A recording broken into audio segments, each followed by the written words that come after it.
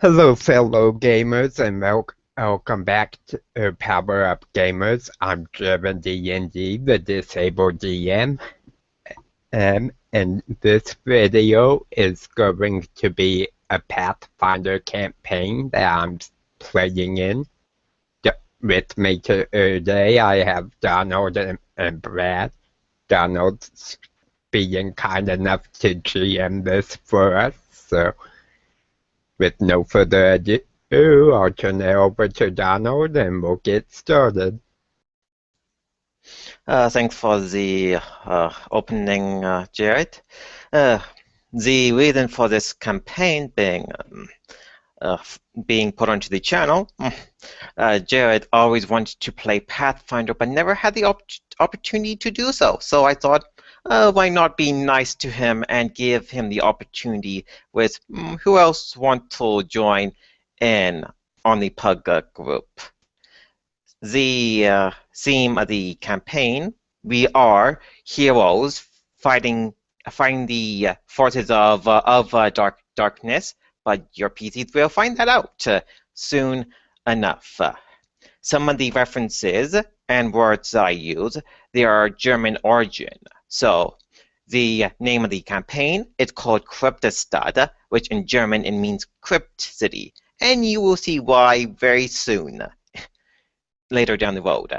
And now we begin the campaign.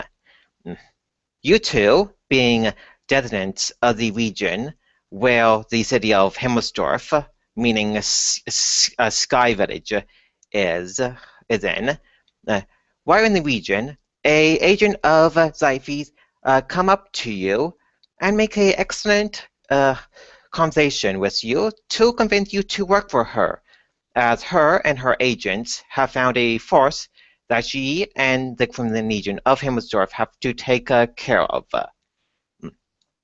All of you,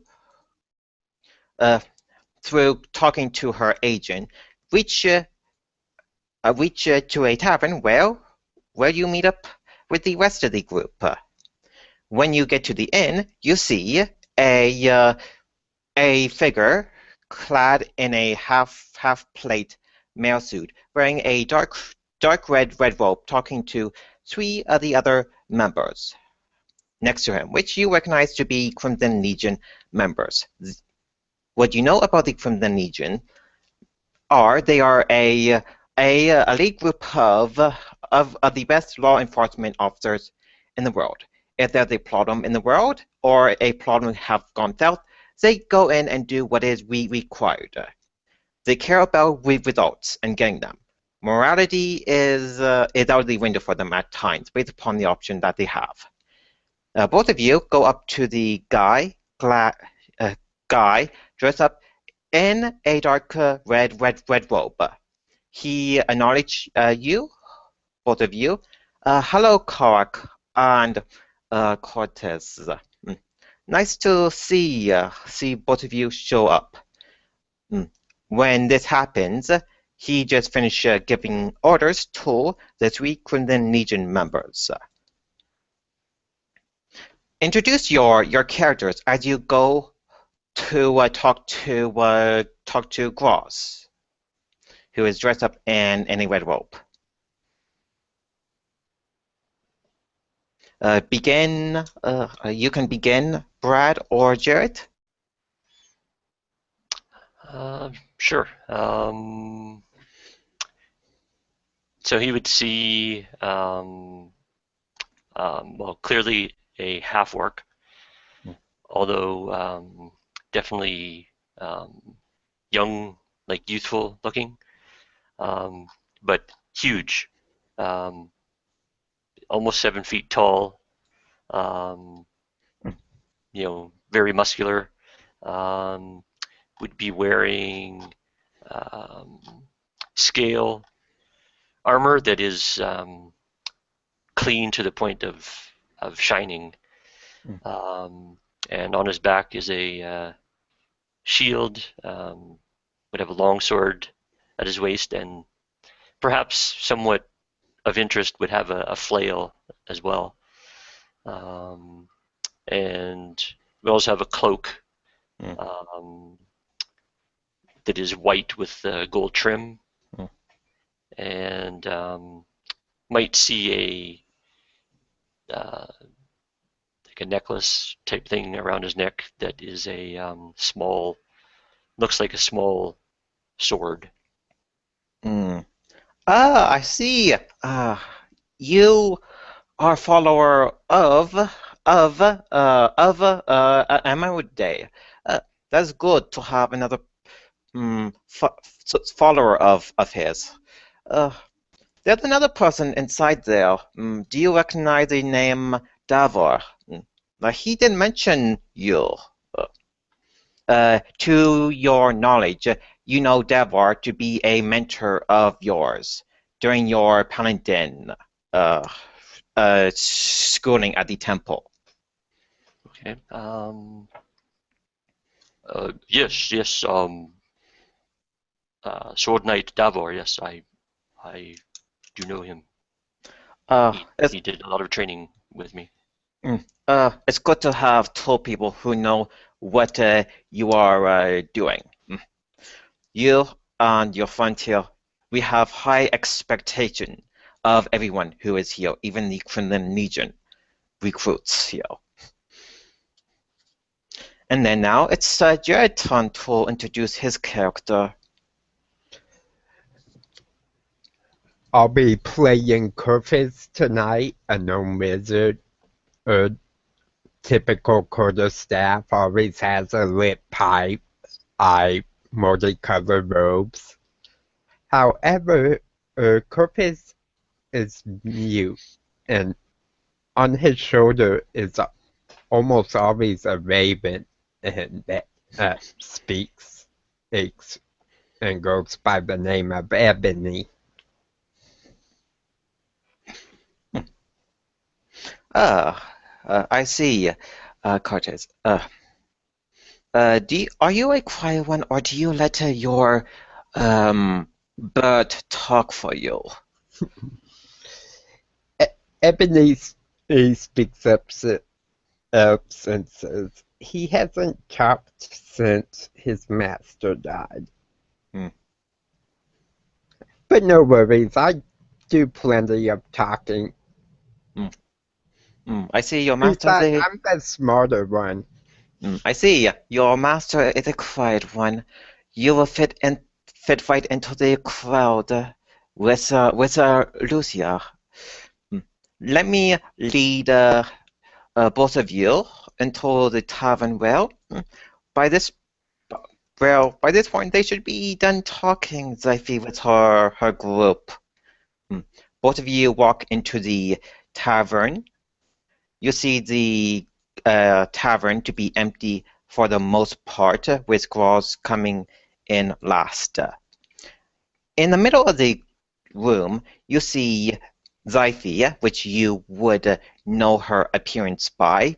She is wearing a dark-clad black robe, wearing a suit of armor. Next to her, towards her right, Garrick would recognize Davor. And then the people around her would be a gnome towards her left. He appears to be quite the inventor type. He have the inventor's garment, tinker toys. Around the table, you see a human wizard, a human dressed in a dark blue full plate mail. Next to him are two wizards, or at least magic users, which you can make a guess of. Groz leads both of you to a table where both of you have a seat. They should be done talking soon. If both of you are going to be working together, both of you should get to know each other. I'm going to be fetching you some drinks. What do you prefer? Beer, tea, or water? Ebony says water will be fine for me and Kurfist, but could you bring something for Kurfist to sit on? These chairs aren't quite tall enough for him. I can accommodate that. Garrick, do you have a preferred drink? Water is fine for me. Okay. He goes get the water and a cushion for Cortez. So there's the opportunity for both of you to get to know each other.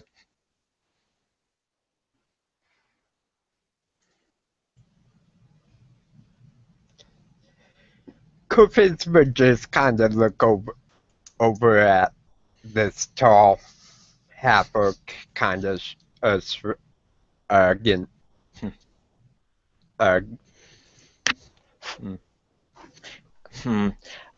Groz came back with the water and the cushion for you. I was going to say that as Garrick sits down, the chair probably creaks under his weight. And I would think he would try to figure out if he's supposed to talk to the gnome or talk to the bird. As you sit down and he put the drinks on the table, Groz joined the group in the center of the table in the room. Cortez would climb up on the cushion and sit down, his eyes barely peering over the edge of the table. And Ebony would look over at the half-orc, goes, "My, you're a big fella, ain't you?" Yes, I am. Sometimes that is good, and sometimes that is not. I kind of stick out. It should be good. That's small folk are good at hiding, but we're not much for having to defend ourselves with brute force. Well, I believe I can take care of that.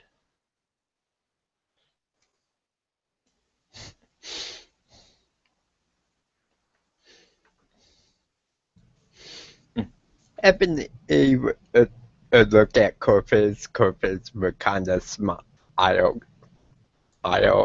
Then Ebony would say, Good. I suppose I'll be the familiar today.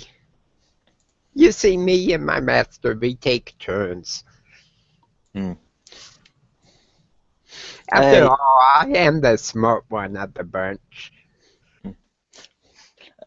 During your conversation, you see a female magic user take a seat in between both of you. You must be Garrick and Cortez, who I'm going to be working with. Nice to meet both of you. My name is Lucia. It is good to meet you, lady. Ebony would fly over to her land right in front of her, give a little bow, says, "A pleasure to meet you, my lady." Oh, I see you have a raven. I recognize this type of bird. It's a carnivore type of raven, and seem to be in good condition for what ravens have to go through on a daily basis. Ebony kind of chuckles, goes, Corpus takes care of me, but usually I end up having to take better care of him. As we are going to be working together, I would like to know both of you.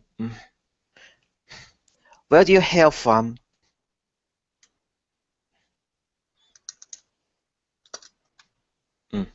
That's a good question for the DM.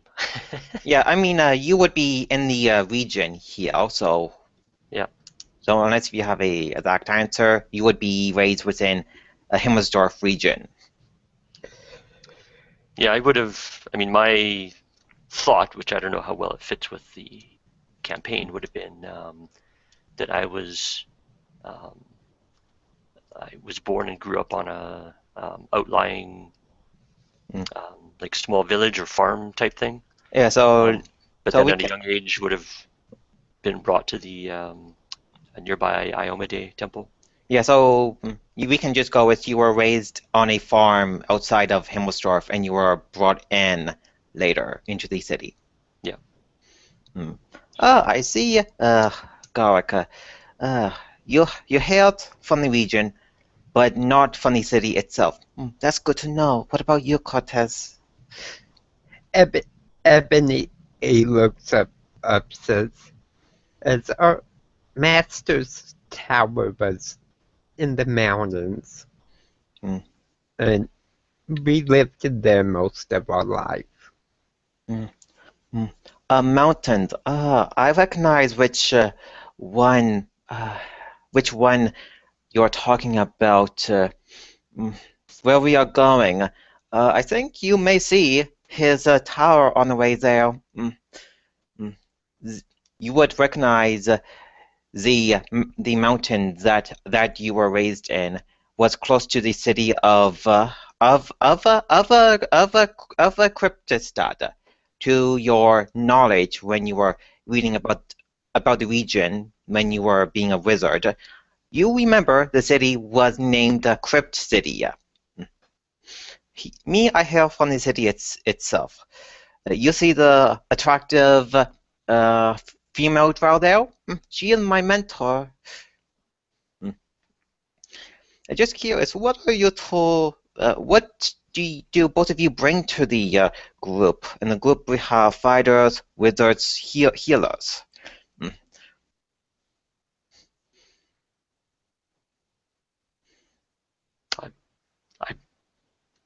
I bring my sword and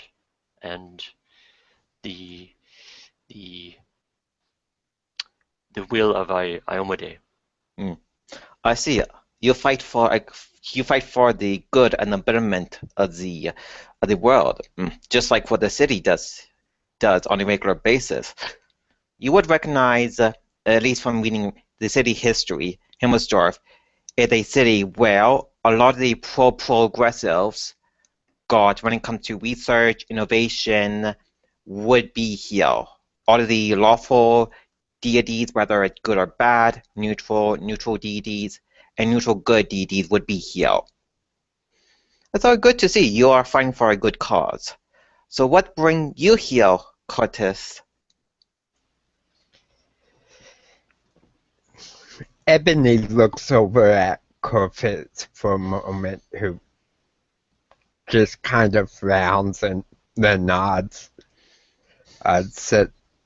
Then turns back, goes, well, you'll have use of what magic Corfitz knows, but in addition, and I have the ability to fly, and Corfitz can see through my eyes.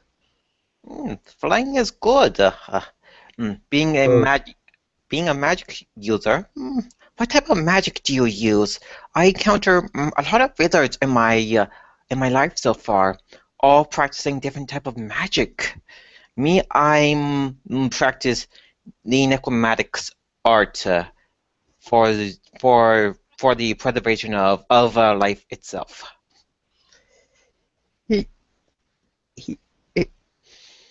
Ebony just kind of thinks for a moment, goes, well, Corfitz was still a student, so he hasn't really mastered any one school.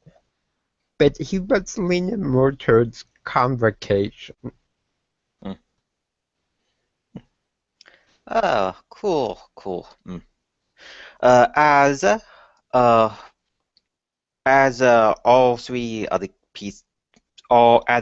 characters begin making small talk to kill time, you begin seeing the group in the center of the room begin to disband into tiny groups.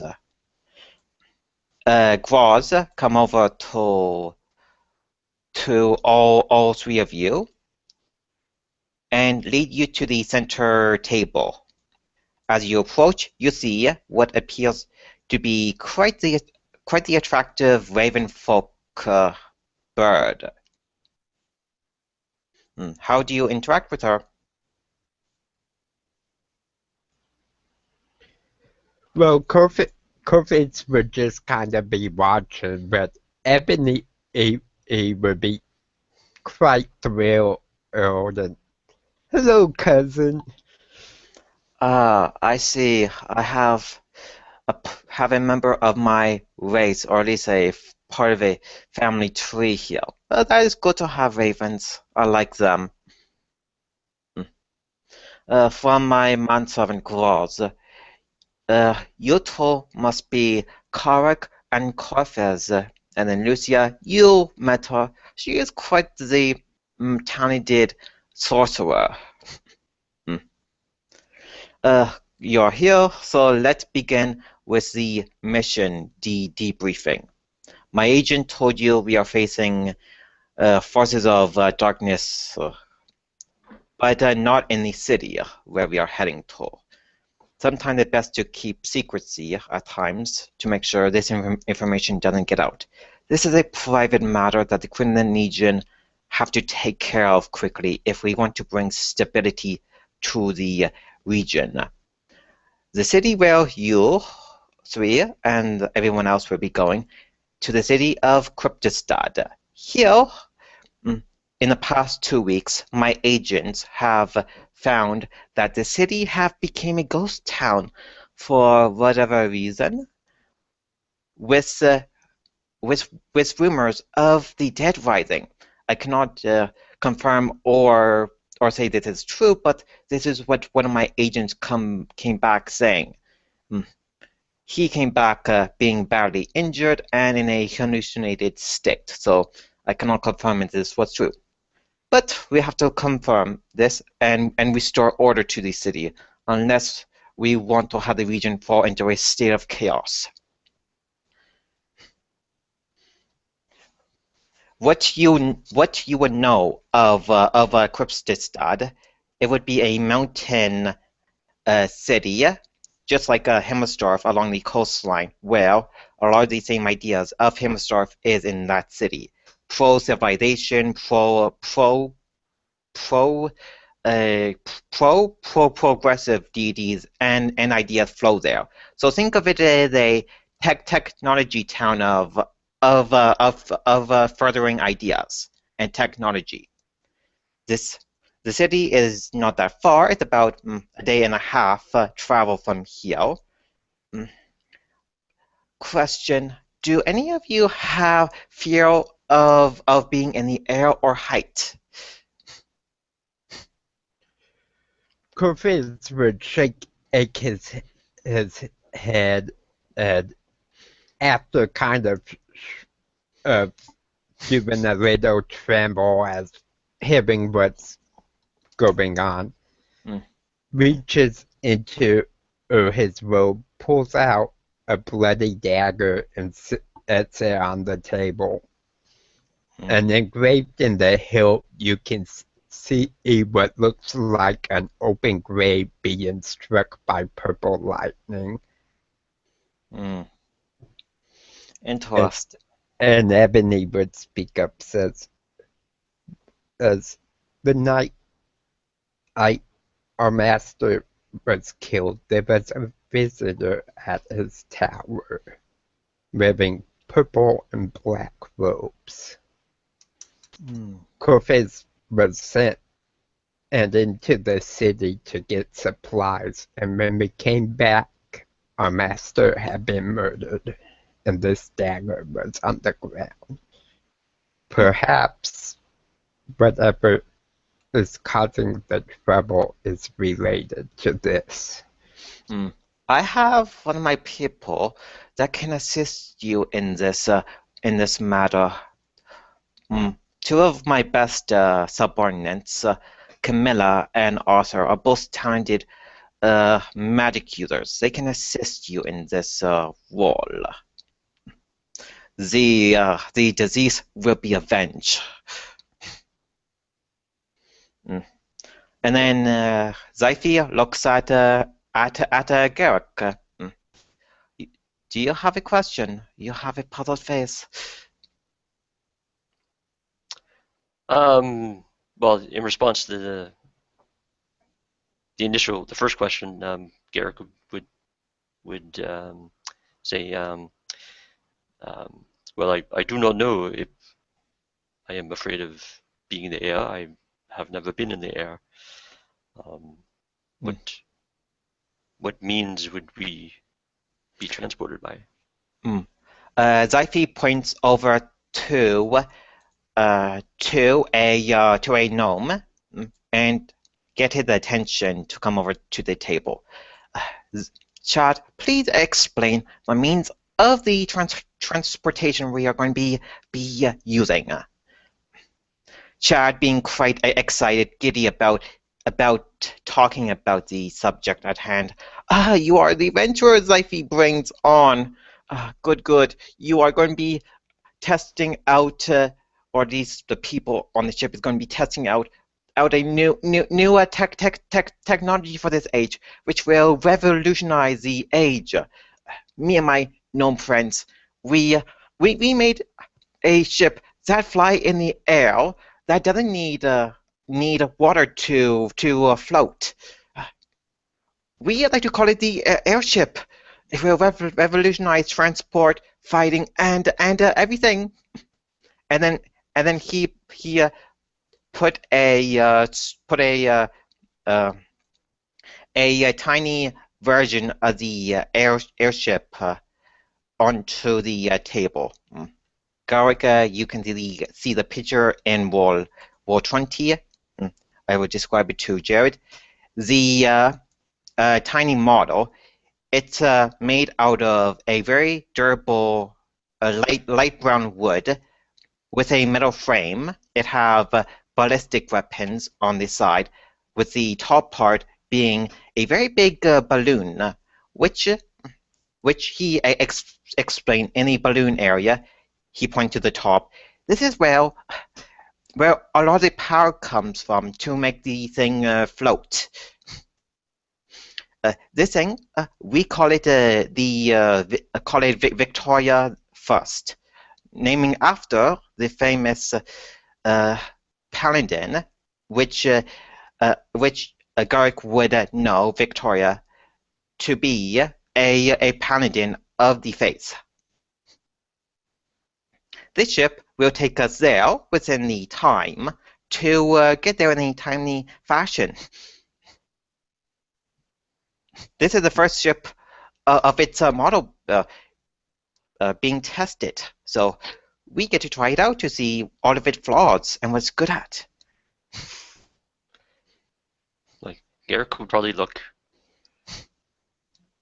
mildly confused. He kind of scratches his chin and trying to think this through about a ship that does not require water.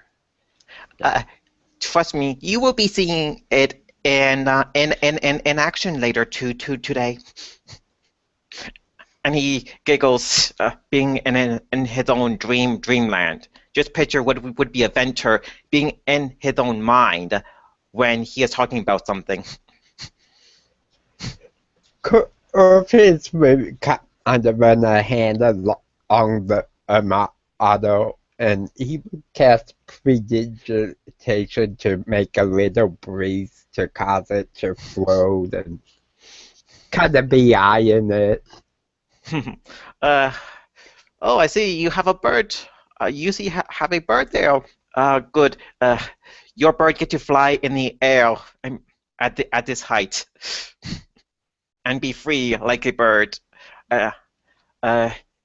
Chad begins singing, flying in the sky song. Being free in the sky, I will be a bird. Being among my kin in the air, being dancing with the mountain, the birds, the air. Orpheus would start quietly to himself, and Ebony just looks kind of confused, says, I'm always free and flying. Are we not all free in this world?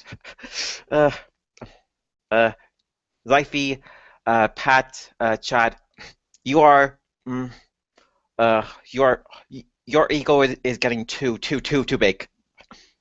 And Chad, mellows down to being calm again.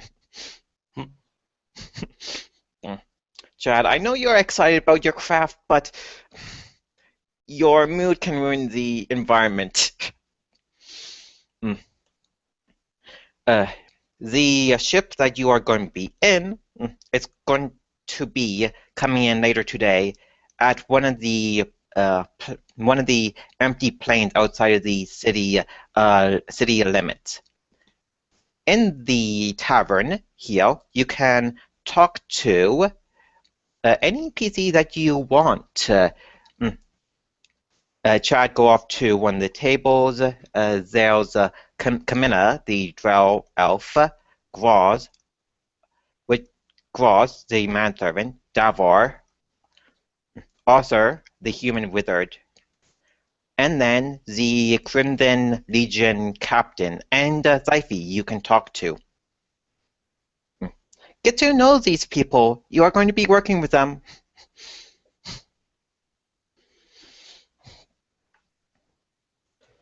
Kufis would just kind of sit there looking at the different people and kind of listening to the different conversations, and it's more lost in his own thoughts. The conversation that the people would be having is, we are going to be flying in that thing. They are not sure if it's going to be safe or not, giving a cautious feel about it. So what do you do? Do you talk to these NPCs? I think Garrick would probably go up and meet with Davor. Paladin, a delight. It's good to see you are working along with the Crimson Legion folk. These are good people for the most part. Yes. Oh, sorry. Sword Knight, I think, is the right title I'm Yes. supposed to use. Yeah, Garrick walks up and sort of bows a little bit, and yes, Sword Knight. I guess this is the mission that you were talking about to send me on. Yes. The people here, he points to Arthur, Zyphy, and Camilla. Those are forces of darkness which we have to deal with. I do not know who, but this fellow, if his plan succeeds, this region will fall into a state of chaos. Yes, well, in Iomede's name, we will take care of it. Working with the Crimson Legion before, I would like to give you a word of advice. When dealing with certain people, be careful who you are around, because their methods, their method that they use, the end justifies the means, which I do not like. But as long as the darkness is dealt with, that's what matters most.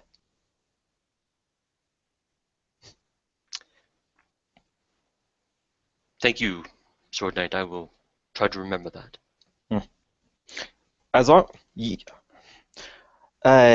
before you leave, I have a message from one of the oracles at the temple that want to pass a message on to you. If you succeed in this mission, me and you, we will have a bright future.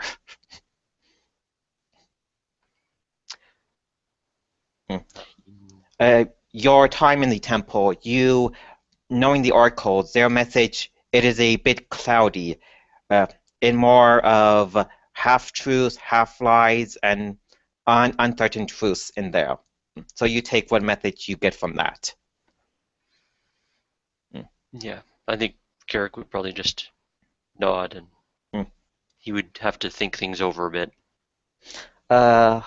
You have time to talk to another NPC in this group before it's Cardiff turn.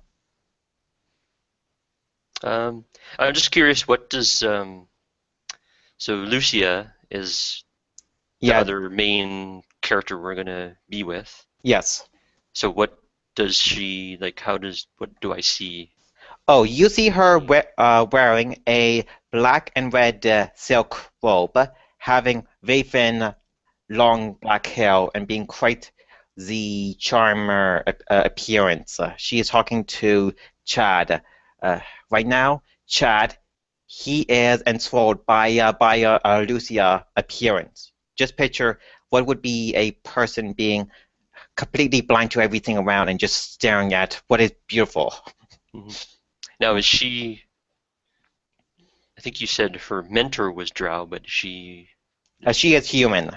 Okay.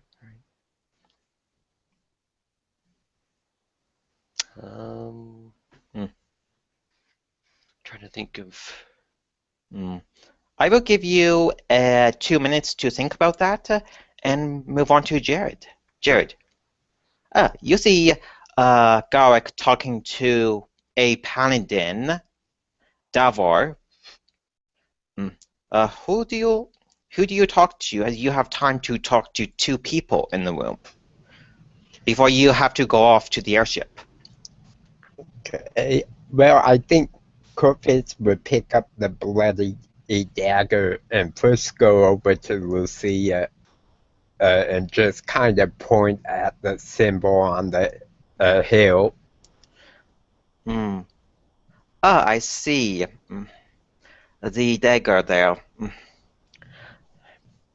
Do you need someone to tell you what it means, or through magical methods? Corpus would just kind of shrug, and Ebony would be watching a Lucia's reaction, and it says, well, we believe it might be a symbol of the man that visited our master. Perhaps even a symbol of some kind of cult or order. Lucia picks the dagger up and then drop it where she picked it up, being in a bit of shock. No, this cannot be. We are dealing with chaotic forces. And then her mentor Camilla, seeing her being in this distress, comes over to calm her down. What is wrong, Lucia? Lucia mentioned this information to her mentor Camilla. I see. We are dealing with forces. This is not good. Little one. What is your name?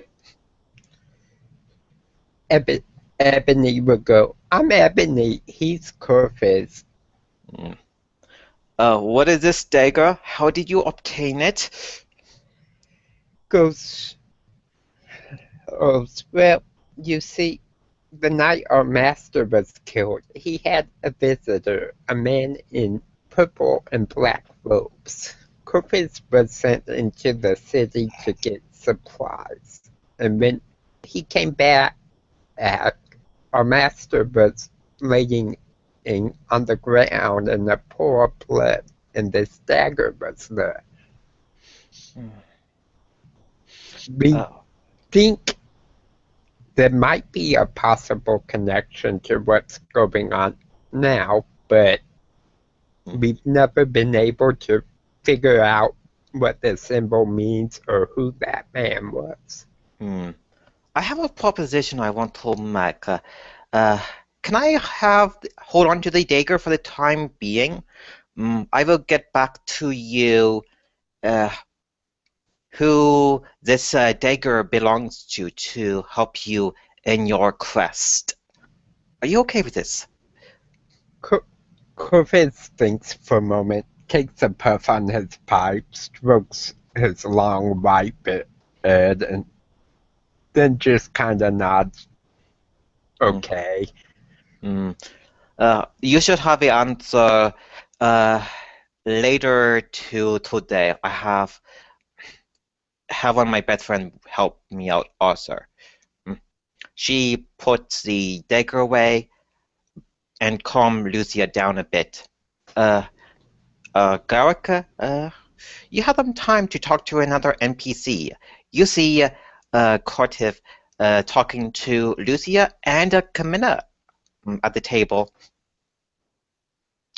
You said there was another Mm. another human wearing plate mail. Like, does he look like a paladin? You see a human, but he doesn't have any major identifications. He is a paladin. With your knowledge of the Crimson Legion, spending time in the city, you would recognize the marks on his armor to be a veteran troop or have some seniority in the order.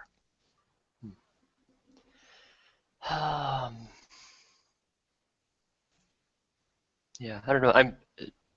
I'll just throw this out there because I was thinking while you were, Corfez and Lucia and those guys were talking. I'm just wondering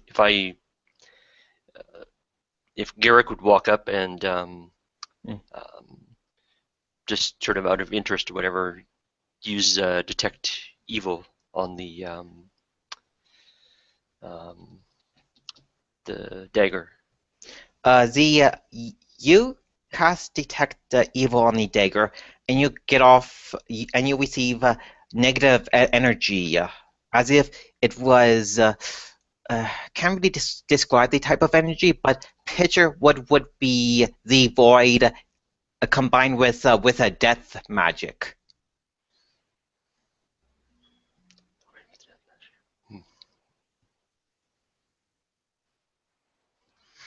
I'm trying to think of how to interpret.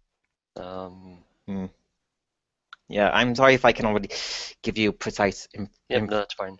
Yeah, I just have some notes, just what it is, and I'm just improvising as well. Yep, no, that's okay. I'm just trying to think of what he would say. I guess the impression would be that it's like sort of a powerful, evil. Now, death magic, would necromancy be another way of saying that, or? Yeah, necromancy cover anything as the necromancy is pretty much death magic, so that would be the best school to put it under as. Yeah. So, I mean, if it would be an appropriate interpretation, Garrick would probably say that there's a strong feeling. I don't think he wouldn't use such a proper word as aura. A strong feeling of a powerful, evil, necromantic power to the dagger. Camilla, seeing you casting detect evil, I see what you're doing. This dagger is definitely evil and have necromantic magic, but to find out who used it beforehand, I have to use my divination magic on this. Corvus would just nod, and Ebony would look over at Lucia and say, I saw your reaction to the symbol on the dagger. It seems you know more about it than we do. Yes, me and my mentor, Camilla, before signing up to assist with Syphi on this mission, we were investigating in the mountains. There's a cult called the Dying Lights there, and that symbol, from what one of the members we did capture alive, he mentioned the plans and the deity name. We do not know much about the deity and what they want, but we know that the deity want to bring death and make every single life on this plane into a form of undead, which we cannot allow. I do not know much about this, the deity and who is in charge, but know the deity for sure is it is a demon of some kind, the worst of the worst. She she calms herself down, speaking in Infernal. May Moloch protect us all. Garrick would recognize the name Moloch, at least one word of it, being a powerful archdevil in the city. Him being a war type of god that the Crimson Legion uses as a single idea of doing what is necessary to solve a problem. Yeah. Moloch will assist us in this matter. He don't like demons at all. With his master Asmodeus, don't like demons or demons. Yes. Yeah. I'm sure Garrick would, say something about yes, we must put a stop to these evil. We cannot let evil and undead flourish. Coopies were kind of frown, and Ebony would say, if they're bringing back the dead, then it's possible they brought back our master. And if so, we might be in trouble.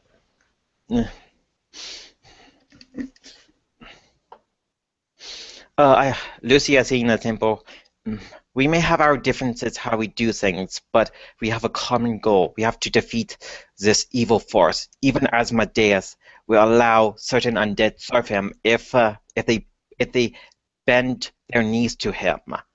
And he doesn't like undead to begin off with. But demons and undead are bad news.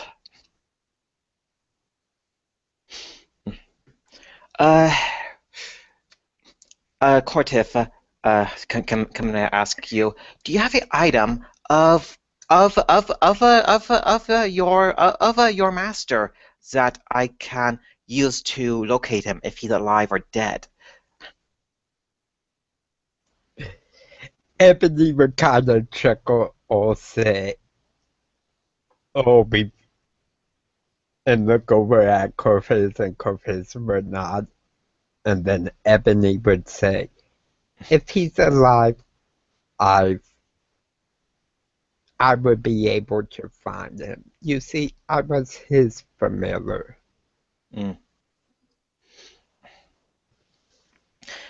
See, Zyphi comes over to both of you. Both of you notice some time have passed since morning. It's about mid-afternoon time. We should be get going. The sky, it is clear right now. Everyone in the tavern goes onto the airship Victoria, which is on the outskirt of the city. In the city, you see people going about their daily business, not knowing what is going on.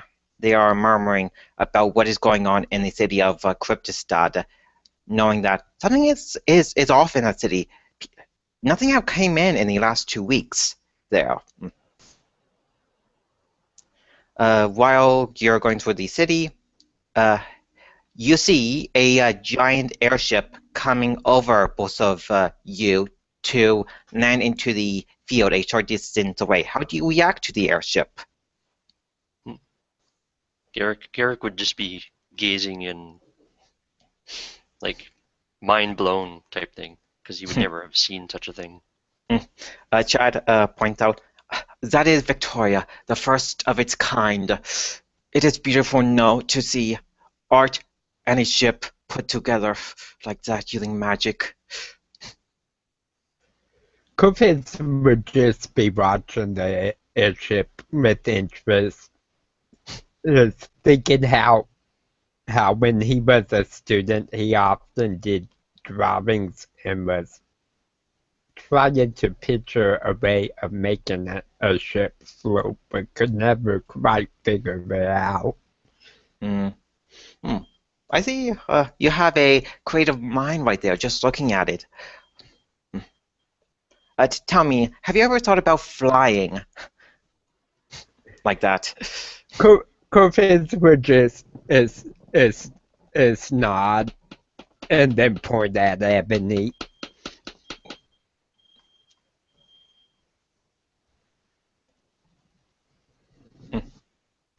Mm. What does? I see.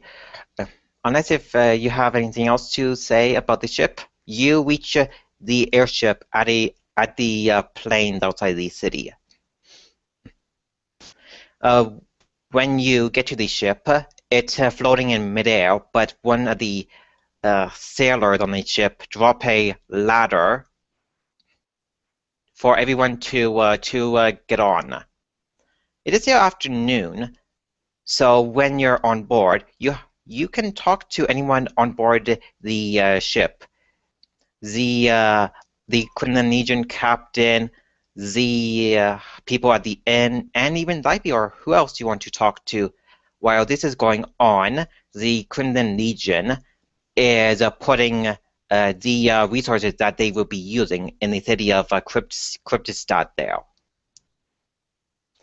So you have about part of a day to talk to whoever you want before it is time to go to bed.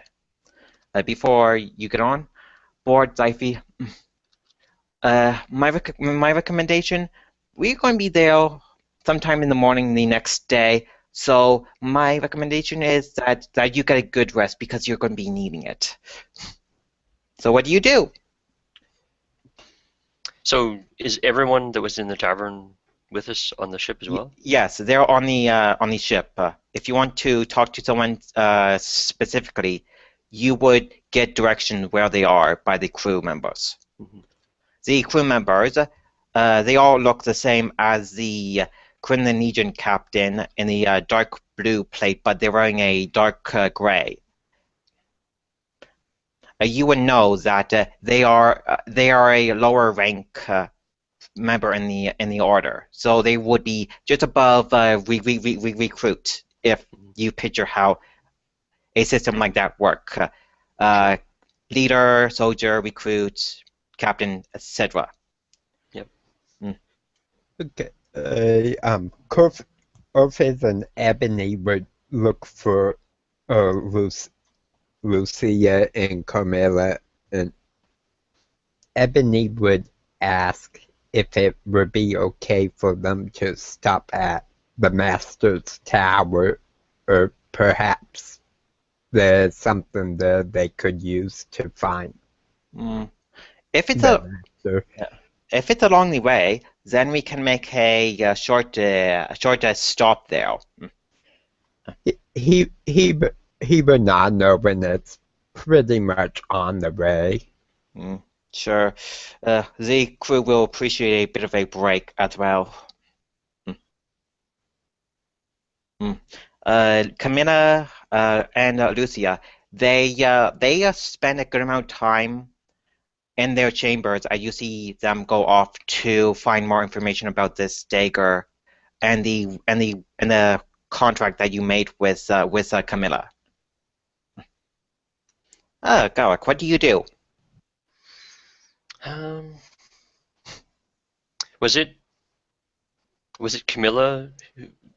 Who was it that delivered the mission info? Was that Zyphy? It would be one of Zyphy agents. You see him. He would be he would look almost the same as the Quindonesian captain, but would be a rank lower than a captain. And he's just at a table in the center of the ship preparing the next day operations.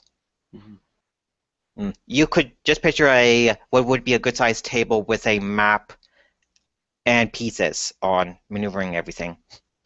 Yeah. I think Garrick would have some interest in that, like to go over and look at the map and the pieces. As you get closer, he send a recruit off to get Zyphi, and Zyphi comes to the table. Okay. Just trying to review a bit of notes about what was mentioned.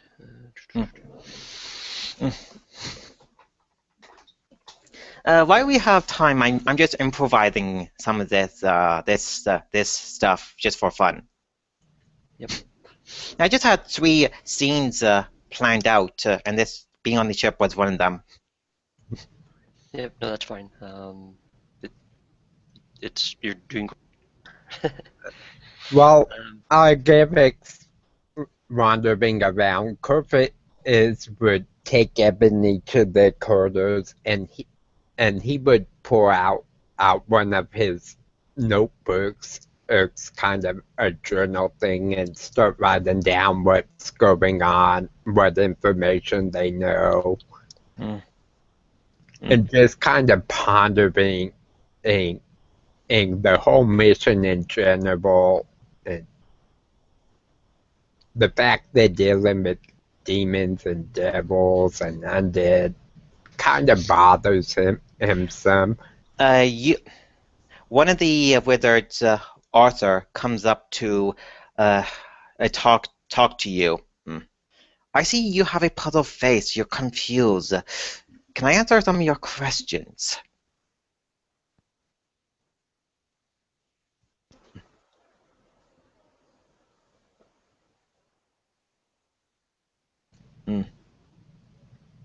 That was to Jaren, right? Yeah, Jared, yeah. Okay.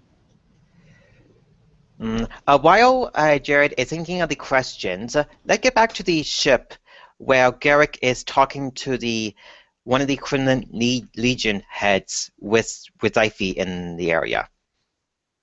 Yep.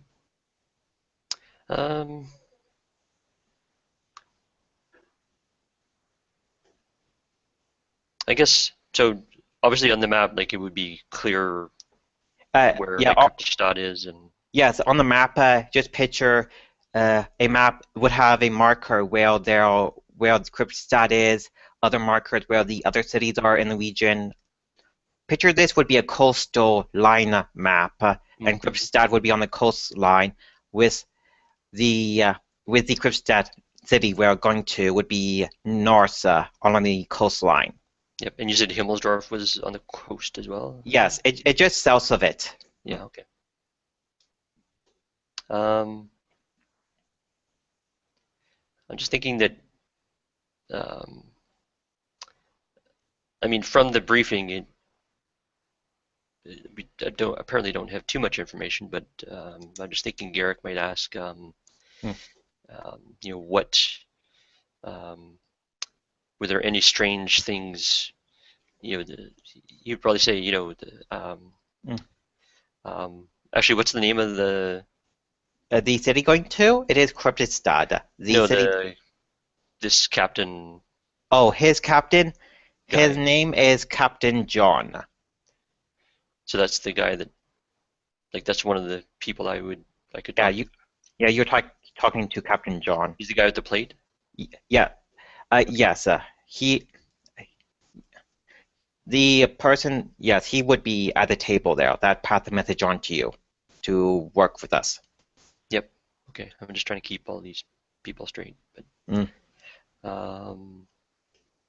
so yeah, I think Garrick would come up and just look at the map for a bit, and just he's sort of trying to think about the mission and just think, Captain, if I may, if you're not busy, I'm just curious about this mission. I know we don't have much information, but ask away.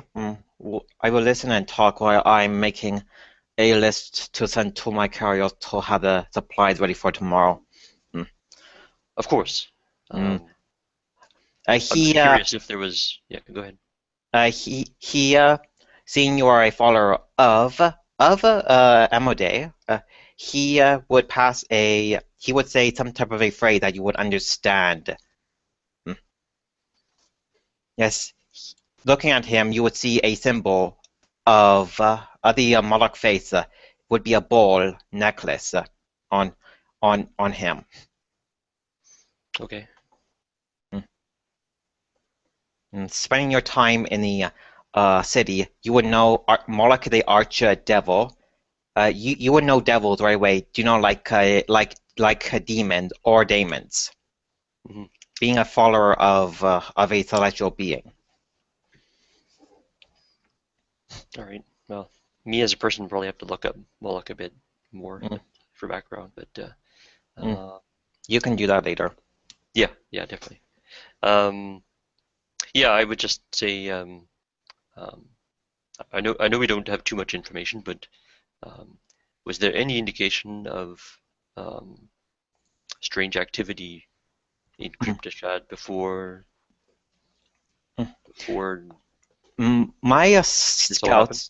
scouts funding reports that that one of them had before they passed away from their injuries. They did discover there was an event that happened at the alchemist business in the city there called Life Call, saying that something happened there, and the rest of the city a few days after died off completely. Do not know if there are survivors there or not. This could be something related to what is going on there with the forces of darkness there. All of these scouts I sent there, four, three of them died and one came back. It took a long time to get this information, as getting there by teleporter through one city to another doesn't work there, and by sea doesn't work either. There's a magical unknown there. I do not know a lot about magic, how it works, but that's what my advisors tell me. Yes, of course. I'm not a great expert with magic myself, although I understand. Of course, we have other magic users around here. Was there any indication of how these people suddenly died?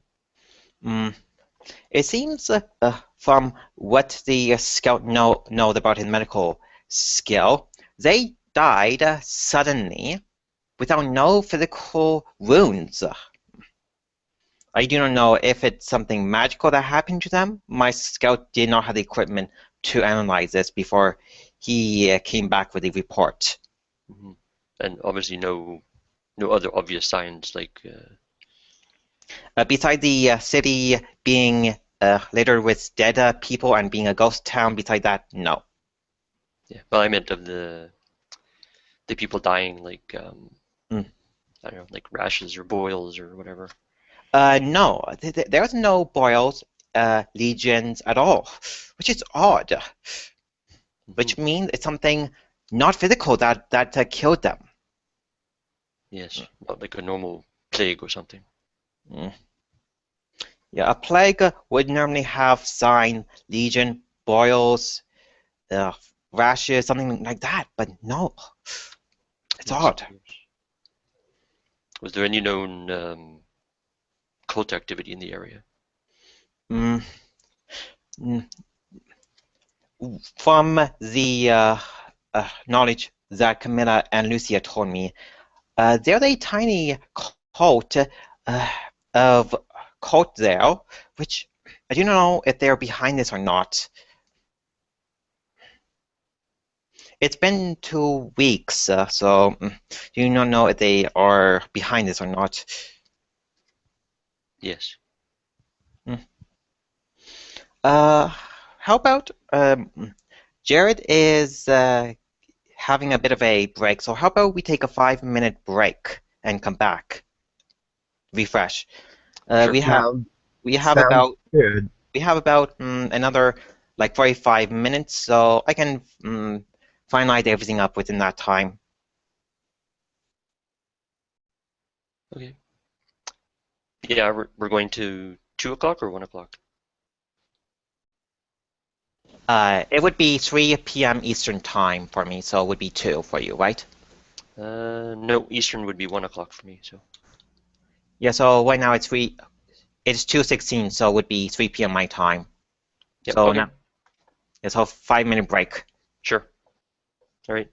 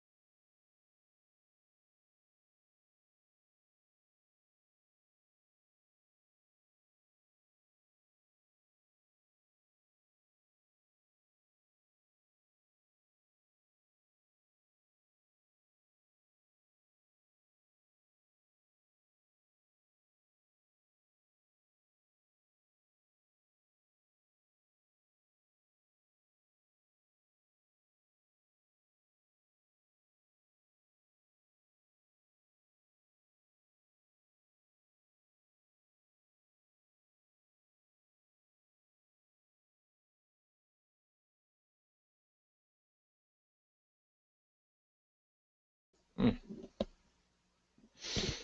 Oh, now we have 2 minutes to wait for Jared. So how are you enjoying this so far? Oh. Brad, how are you enjoying this so far? Um, Good. It's just of course trying to just get into everything and keep track of everything you're saying, and but Yeah. I mean, if you're saying you're sort of doing impromptu for all this, it, it's really good. So you're doing a good job. So Yeah, I am using some of the session 2 and 3 material here, but I just being vague about it. yep, no, that's fine.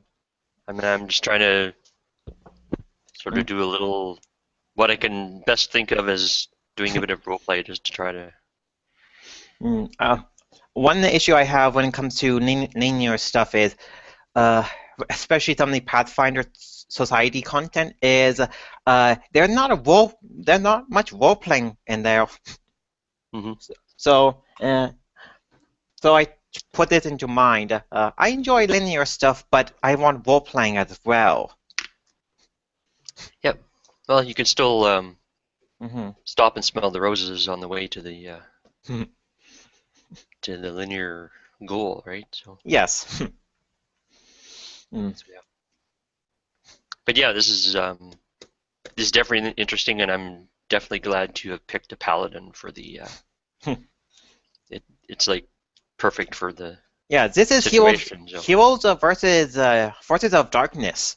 Mm-hmm. Normally, I like playing evil characters more just because more freedom, what you can do with a neutral line party. Mm-hmm. I'm actually using one NPC, really two, from 2 campaigns I'm in. Zyphi, well, being in Andrew's channel, Typhon campaign, but Okay. not her being killed in the current stage in the campaign, but had that character, and then Gloss, another character, in one campaign I'm in. His full name would be Glossamus Hers, which means in German would be cruel heart. Oh yeah, okay. Coming up with characters named is quite fun, especially going with alignments and personalities. Yeah, well, yeah. Yeah, because I mean it's interesting because in a lot of I would say sort of um, um, North American people don't tend to put a lot of meaning to names, and lots of other places around the world do. So it's don't really think of that too much necessarily. If I put a name to something, I want it to have meaning of some kind. Hmm.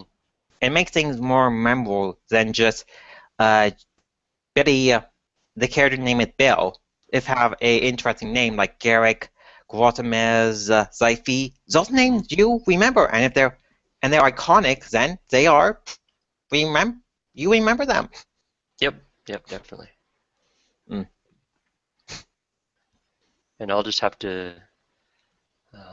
I guess while going, I guess while you are waiting for Jared, I can just send you the link so you can look up what Moloch Oh, sure. Moloch is. Yep. The one way I actually like playing Diabolist that have a group mindset. Yeah, I mean, I've seen some of the stuff that Andrew has done, even for like lawful evil. I mean, I guess chaotic evil is probably the Chaotic hardest to play, but lawful evil, there's yeah the suggestion that yeah. even a lawful evil person is not going to. I have a problem playing neutral evil, chaotic evil, and neutral evil because it doesn't match my play style. Lawful evil I can play as long as there's a mindset to group gaming.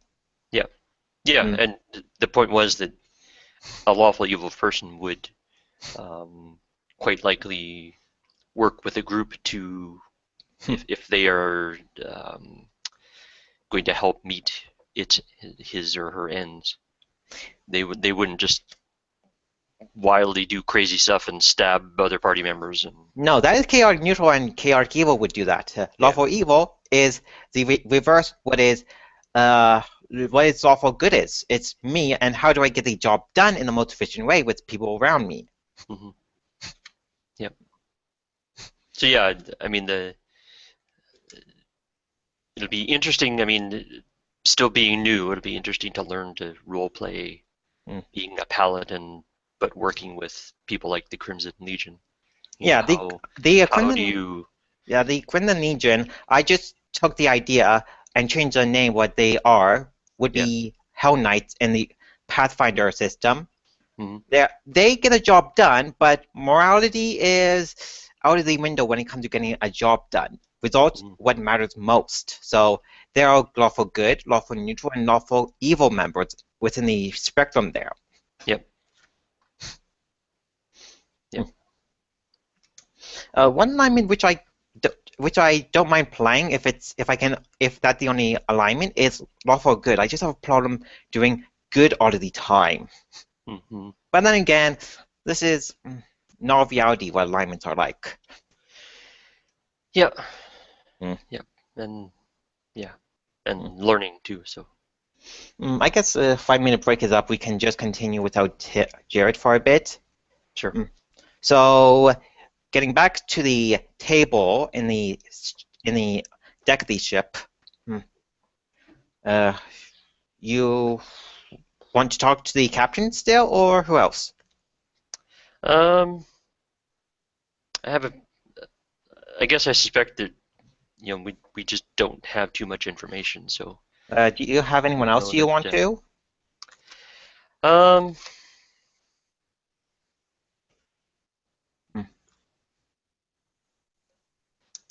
I mean, I suppose it would make some sense to perhaps talk to Corfez a bit, since he's going to be a party member. Yeah, he will be getting back soon. But besides that, any other people you want to talk to on the deck, Camilla and Lucia are out of commission for the time being.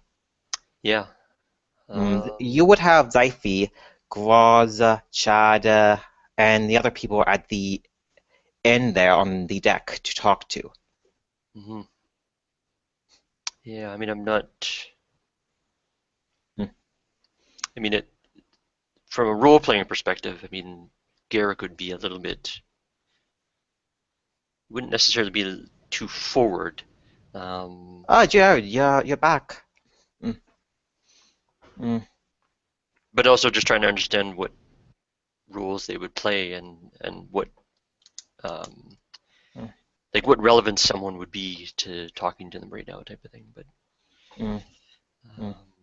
I don't think Garrick's not a socialite, so he wouldn't just walk up to someone and say, "Hey, how's it going?"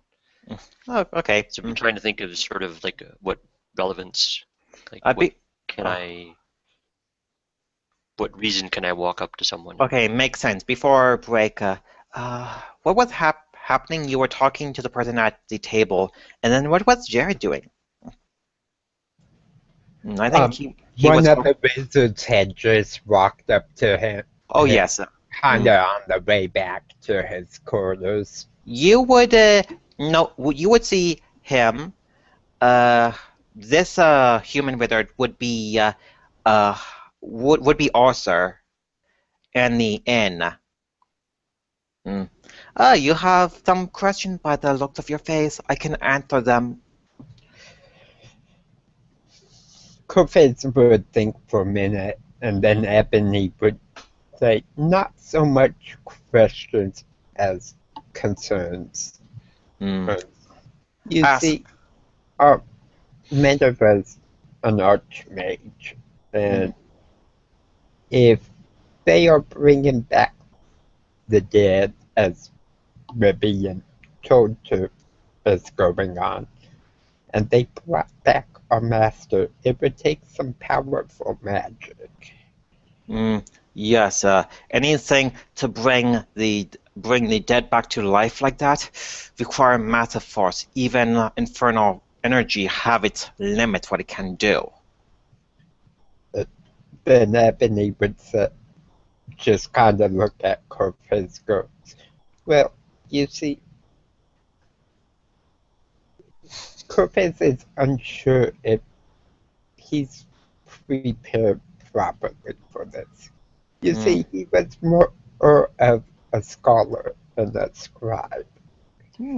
It just, he learned the cantrips well enough, but he never really used anything better because he was still in his apprenticeship.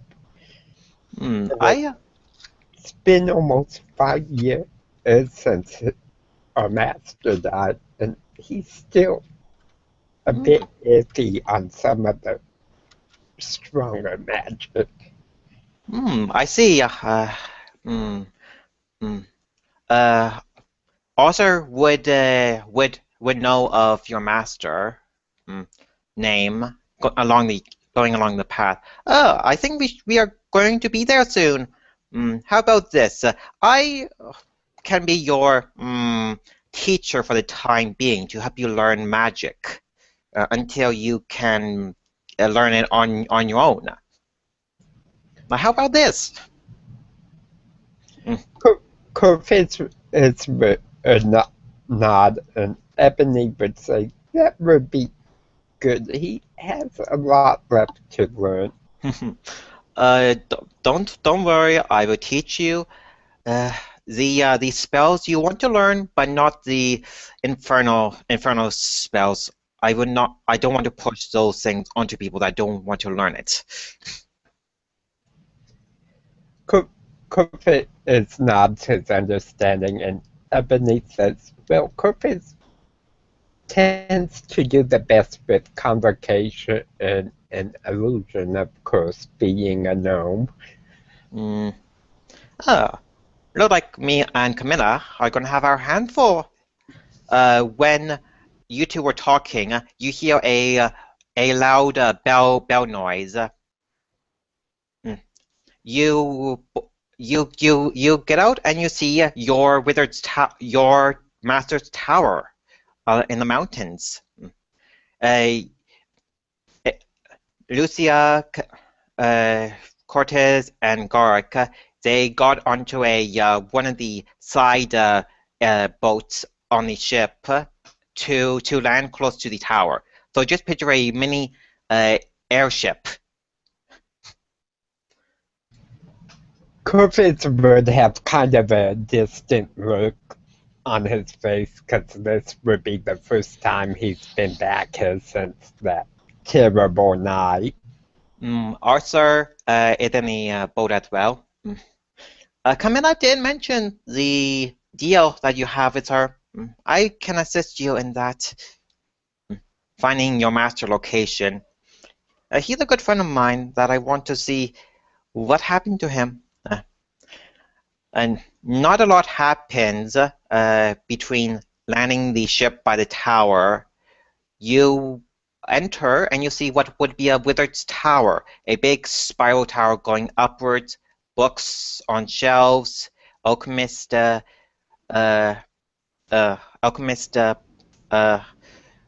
stations, and in the center of the room, you see a chest with a note on the table.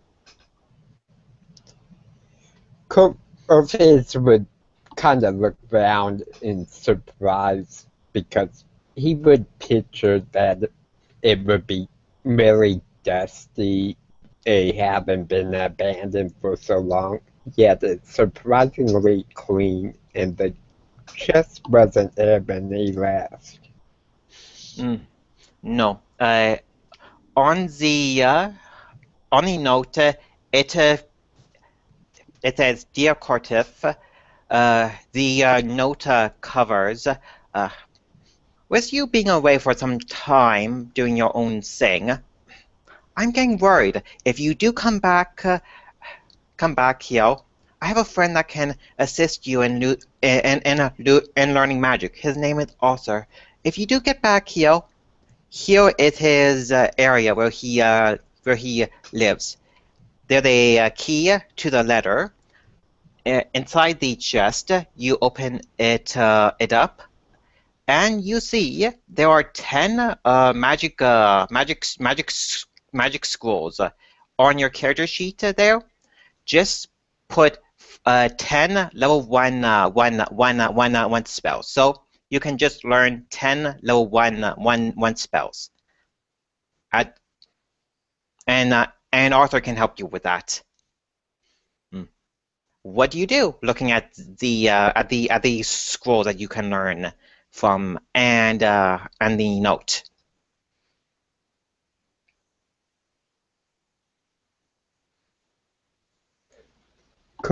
Corvus would just kind of be pondering at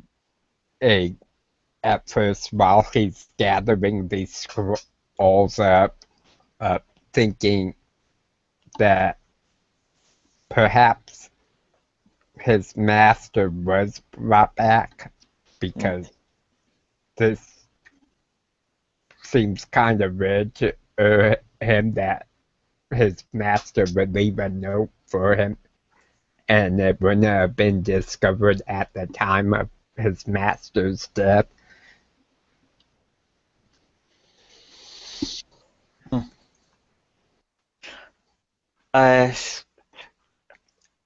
Do a perception check to see for any items that you want to use to find your master location.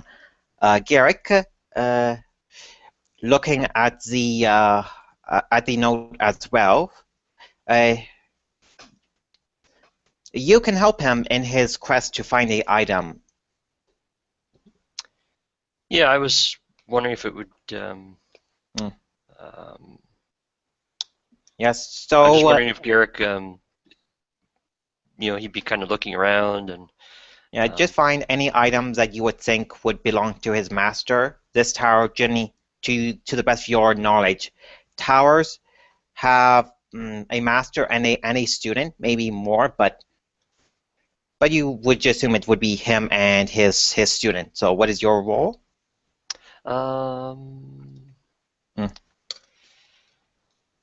You can use okay, 11. Okay. You find what is this, perception you said? yes, perception. So would be 1d20 plus 1. Plus 1, so would be 12.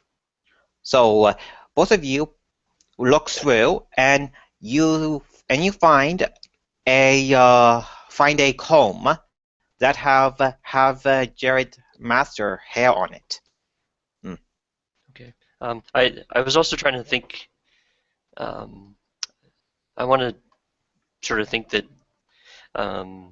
Garrick would take a moment to like stop and close his eyes and sort of silently say sort of Iomade, guide me, and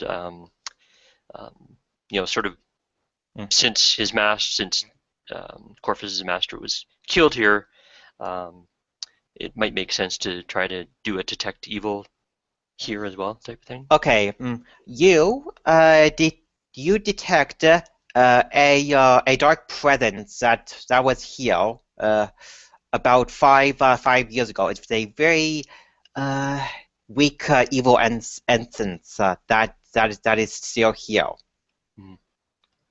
And would it just be like general or somewhere specific? Or? It is just the tower in general have a weak aura of evil that is here.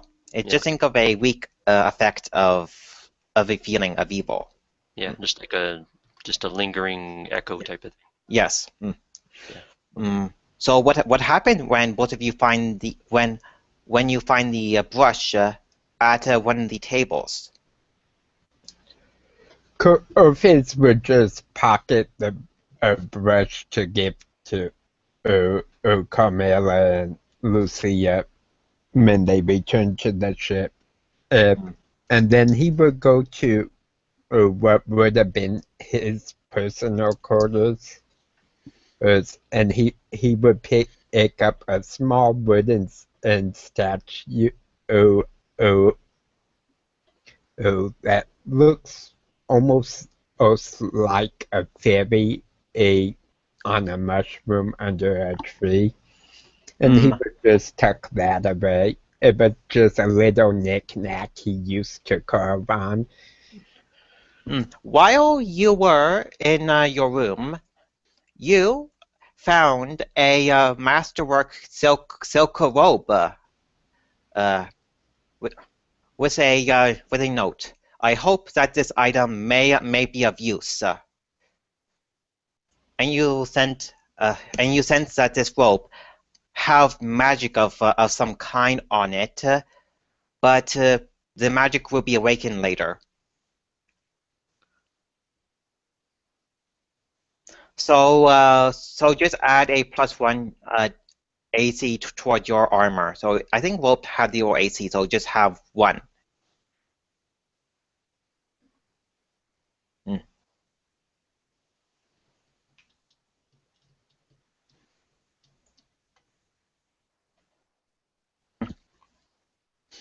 Unless if you want to do anything else in the tower, Arthur talks to both of you.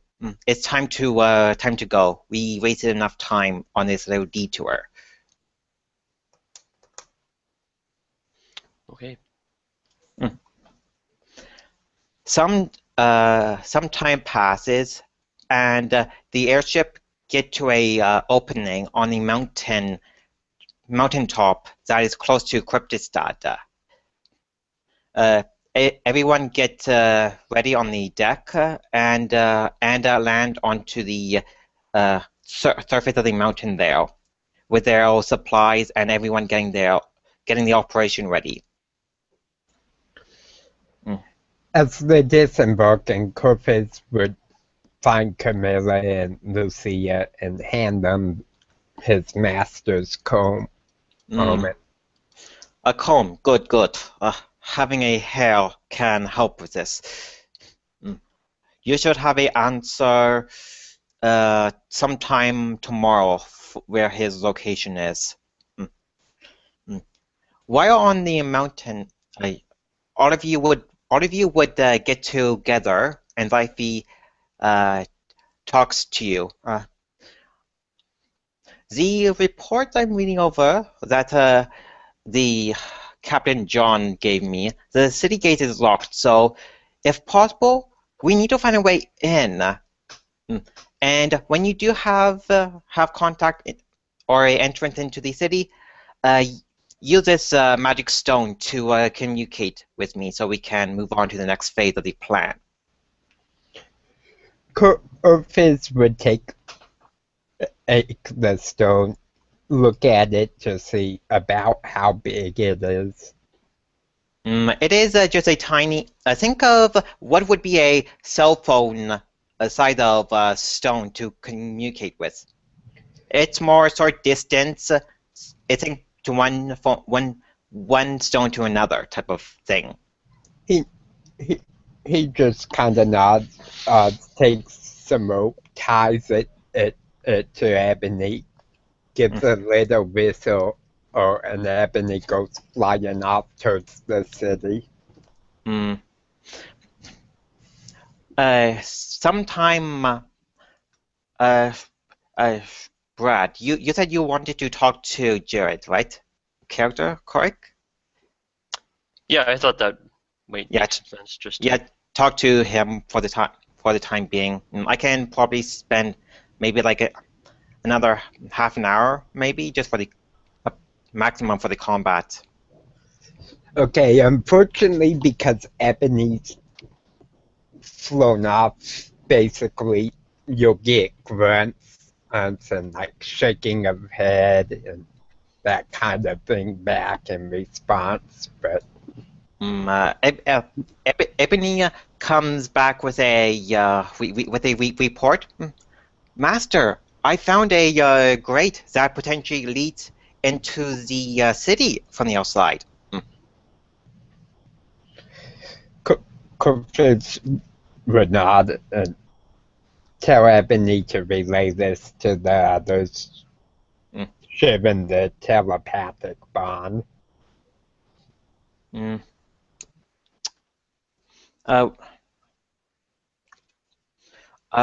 you want to have the talk with Jared character still, or move on to the next scene?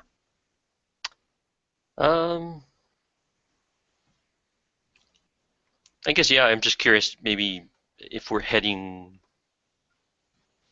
towards the city, I don't know if maybe we just talk along the way or something like that. But while you are talking, you can have a bit of a like minute or two chat before you come across what appears to be a abandoned farmhouse. So have your little chat if you want to. What do you have? Yeah. Yeah, I mean, and, Garrick would probably perhaps be walking along beside Corfez and just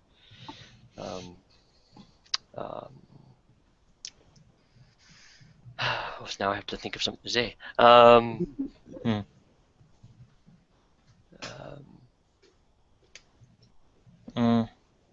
If you as you're thinking and walking beside him, you can see that Corpus is pretty upset at just kind of reliving the past and trying to figure out what could be going on. And okay, that's actually a good entrance because Garrick can say, I'm very sorry about the death of your master. Corpus is a nod. Ebony would speak up, say, it was a tragedy. The wolf lost something precious that night.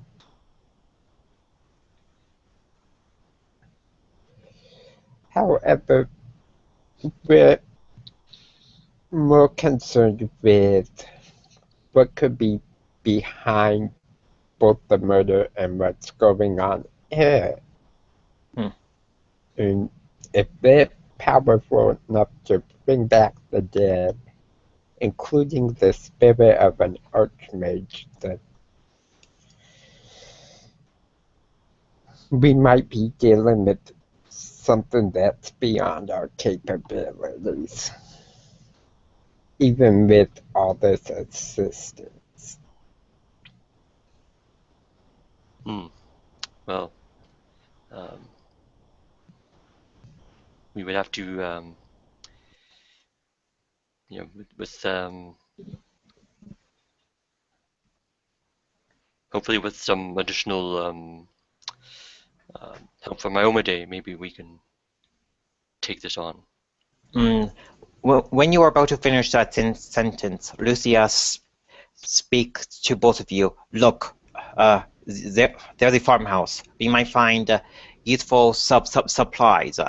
While along the pathway, you come across a wagon where you find two dead humans dressed in mercantile clothing. The wagon, the horse is dead. The horse, the human, they seem to have slash marks and part of the flesh ripped off of them. Like more like animal type thing, or Yeah, just picture what would be a animal of some kind having slash marks to more flesh of some kind. Corpus would be looking over the wound. It's kind of shuddering with reports of undead, and this obviously looks like some kind of savage animal attack. Jared, to gather more information, you can roll a knowledge nature or knowledge religion check. Okay, I'll do that in a second. Just roll which one you think you have a higher chance rolling in. You can also use detect magic as well if you want to get more information.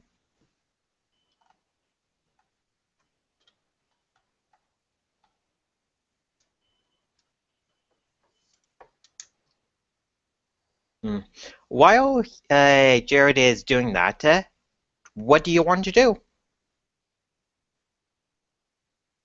that's specifically for me. Yeah. I think Garrick would probably be looking around a bit. Maybe just looking out for, if this beast might like still be like sort of cautiously, and maybe even with his hand on his sword, that is the beast still around, or or like how, I don't know if it can. So you're checking. So you're watching around if it's around. With that 18 nature, you can make out. It seemed to be a magical. It's a some type of a large canine creature of some kind with a claw mark. With the detect magic, you find the claws seem to have necromantic energy of some kind dug into the flesh. But these corpses are dead. They're not coming back to life, as if they cannot be brought to life again with your arcane knowledge. Ebony would relay this to the rest of the group and say, it sounds like there are some aberration beasts here. This isn't natural even for the darker arts. So Garrick would say, well, I don't know what aberrations are, but would this be an evil creature? You can do a detect evil. Detect evil if you want to on the corpses to get some information. Yeah, I was kind of going in that direction, that like maybe I could even Corbin just holds up a hand, and Ebony says, the corpses don't matter, but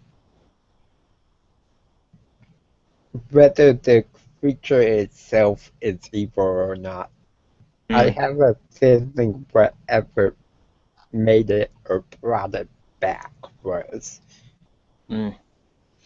Uh, you use detect evil, and you sense a moderate strength evil, as if some type of some undead creature attacked them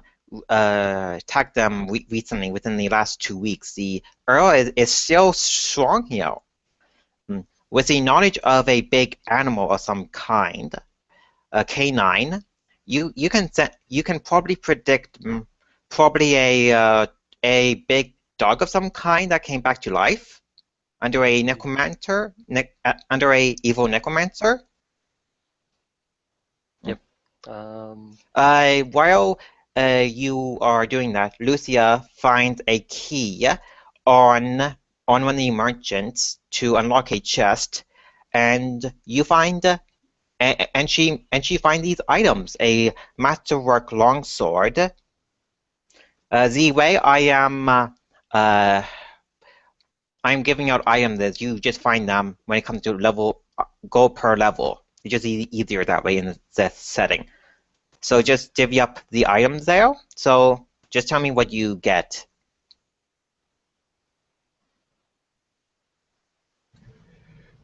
Orpheus would pick up 2 of the potions of cure light wounds and then just kind of turn away from the pile. Okay. What about you, Garrick?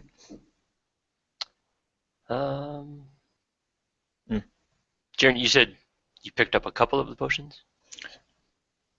Yes, I picked up 2 of them. Yeah. There are two left. Yeah. So you probably picked up the other 2. There's the longsword and the crossbow, and then the heavy shield that you can pick up. Yeah, I mean, you would definitely look at the sword, and of course the longsword being the sort of weapon of choice for Iomade. Yeah, you notice when you pick up this sword, it resonates with a positive feeling of some kind, as if it was sent, as if it was meant for a holy warrior. You see what would be a holy symbol of your deity in the palm of the sword at the bottom. Yeah, I mean that would be really meaningful to Garrick. So you pick up the sword then? Yeah. The rule when it comes to masterwork item is you add a +1 towards your attack roll with that weapon. Sure. And then the crossbows.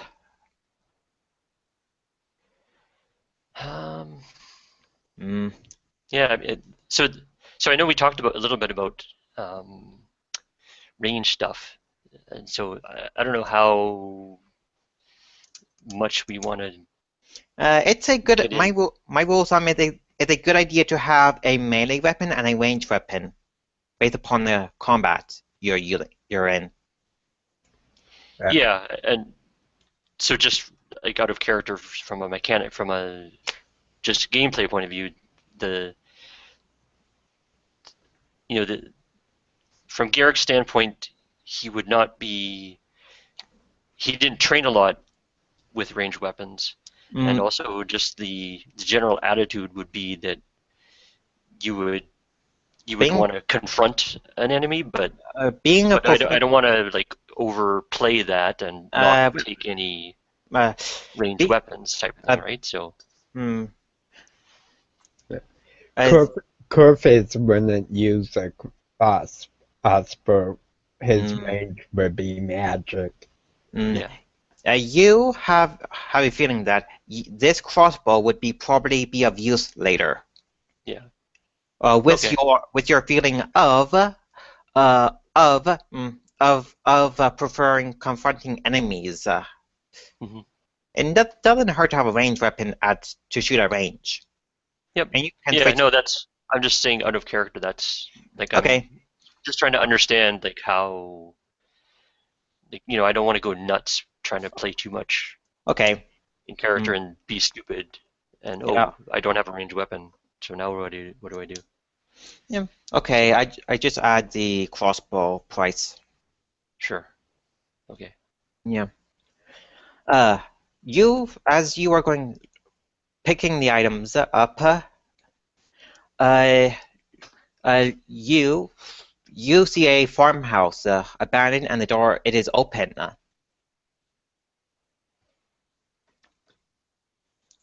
Okay. I think Garrick would look around. I mean, this would bring back memories of his childhood. As Gibbic's looking over the item of Griffiths would have sent Ebony to kind of look around the farm, inside the farmhouse, make sure it's safe for them to kind of look around it. Ebony, scouting the farmhouse and outside, she finds a pair of tracks and four dead bodies inside. Two of them being human, one female, one male, and then two halfling bodies. All of them seem to be slashed up pretty badly, just like the corpses at the merchant cart. Okay, Griffiths would wait for Ebony to get back within speaking distance and relay this to the rest of the group. Says it appears whatever killed Odom took off that way, and points over towards where the tracks are. But there's more dead inside. With your knowledge of creatures, you know these tracks. They are made by a tiny creature of some kind, a small creature of some kind. You can roll a knowledge nature to figure out what they are.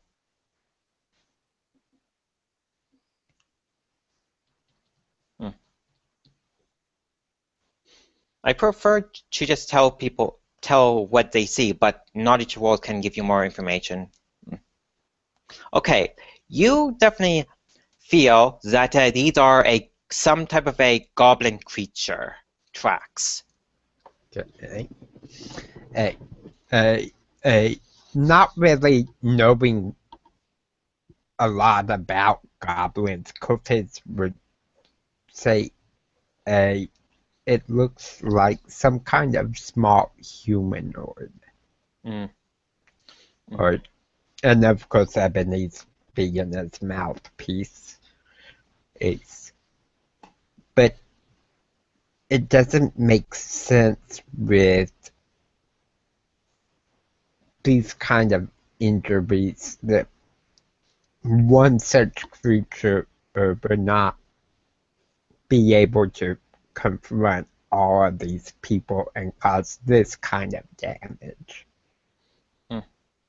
And I only see one set of tracks.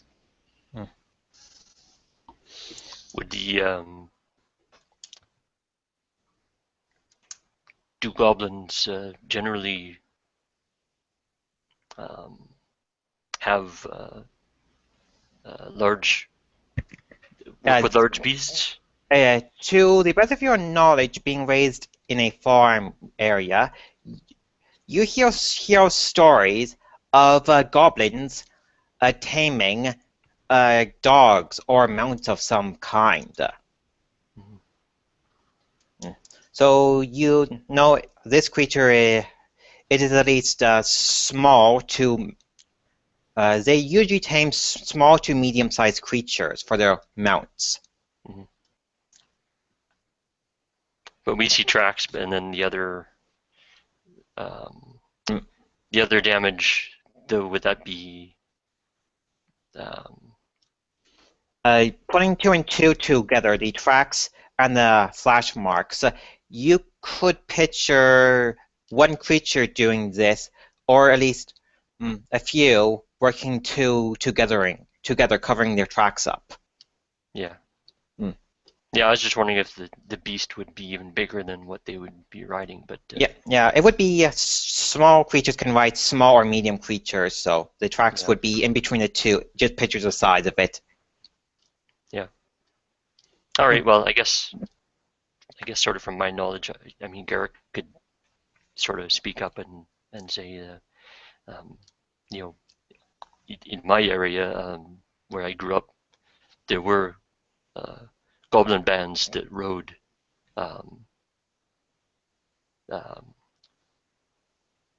sort of larger animals. So maybe this is a goblin band.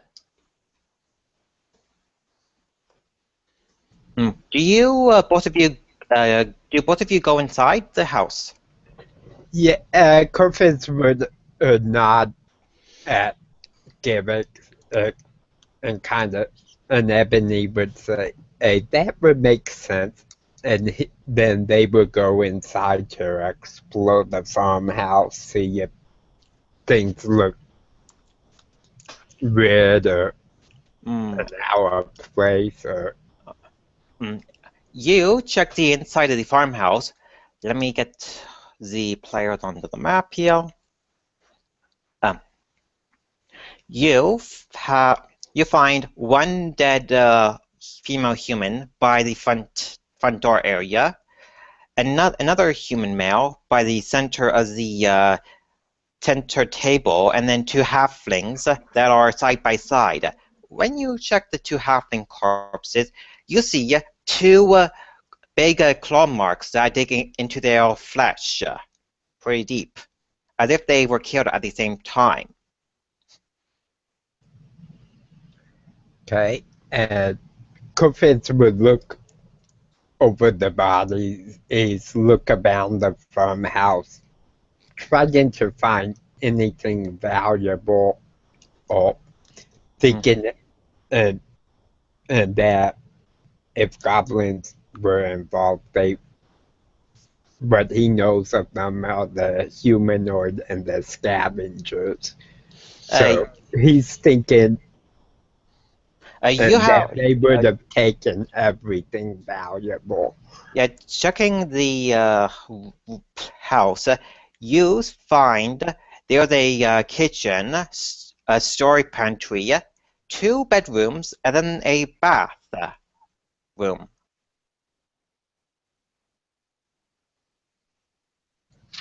Okay, and I would be looking through each of these rooms, specifically for if anything that could be considered valuable was left behind, then something else was going on here. You check one of the rooms. Inside a desk there, you find what appeared to be a journal and a map. The map, it is of the city you're going to. It has Crypta onto it. It's just a regional map of the area, and then the journal that you find inside covers what would appear to be this person's daily life. This person, he and his wife are what would be in type of business along the way. Think of a bed and breakfast couple. Okay. In the journal, covers within the last 2 weeks, trade seemed to be cutting off suddenly, and the goblin problems are getting worse, with a dark aura over the city. Okay, Corvus would take this map and the journal back to Carmela and Lucy. Before you go back, you do a perception check as you hear glass windows being broken in. I will drag all of the characters into this is the combat. This is the first combat for all of you. Yep. So should I do a perception as well? Or? Yeah, do a perception check to see if you have the advantage or disadvantage on the roll. 16. 16. Okay. And then let's see, do the goblin perception.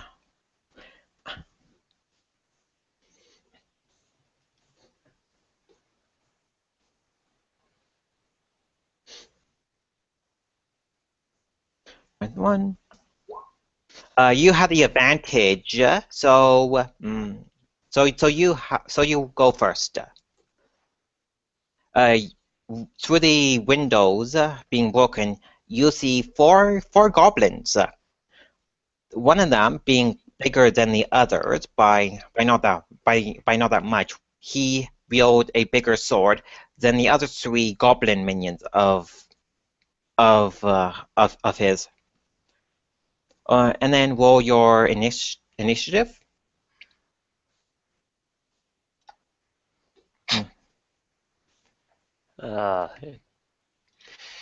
that yeah, no, there's no pluses. So yeah, I rolled a 1. So Okay. 1. And then let's see, Lucia initiative is 0. So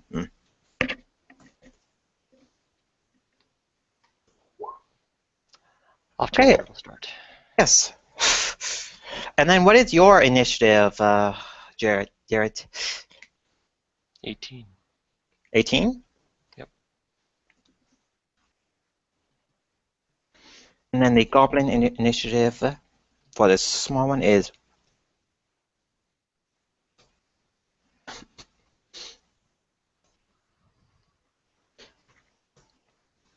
Okay, the This is why I actually don't really like Pathfinder combat. It takes a long time to get everything set up. Mm-hmm. And then, yeah, the goblins would go first, but you have the advantage, so you go first. The party. Okay. So go with Cortez first.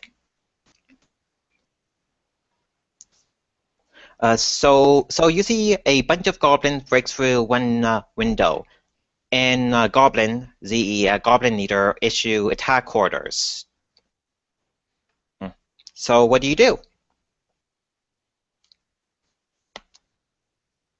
Jared, what do you do? You go first. Just a second.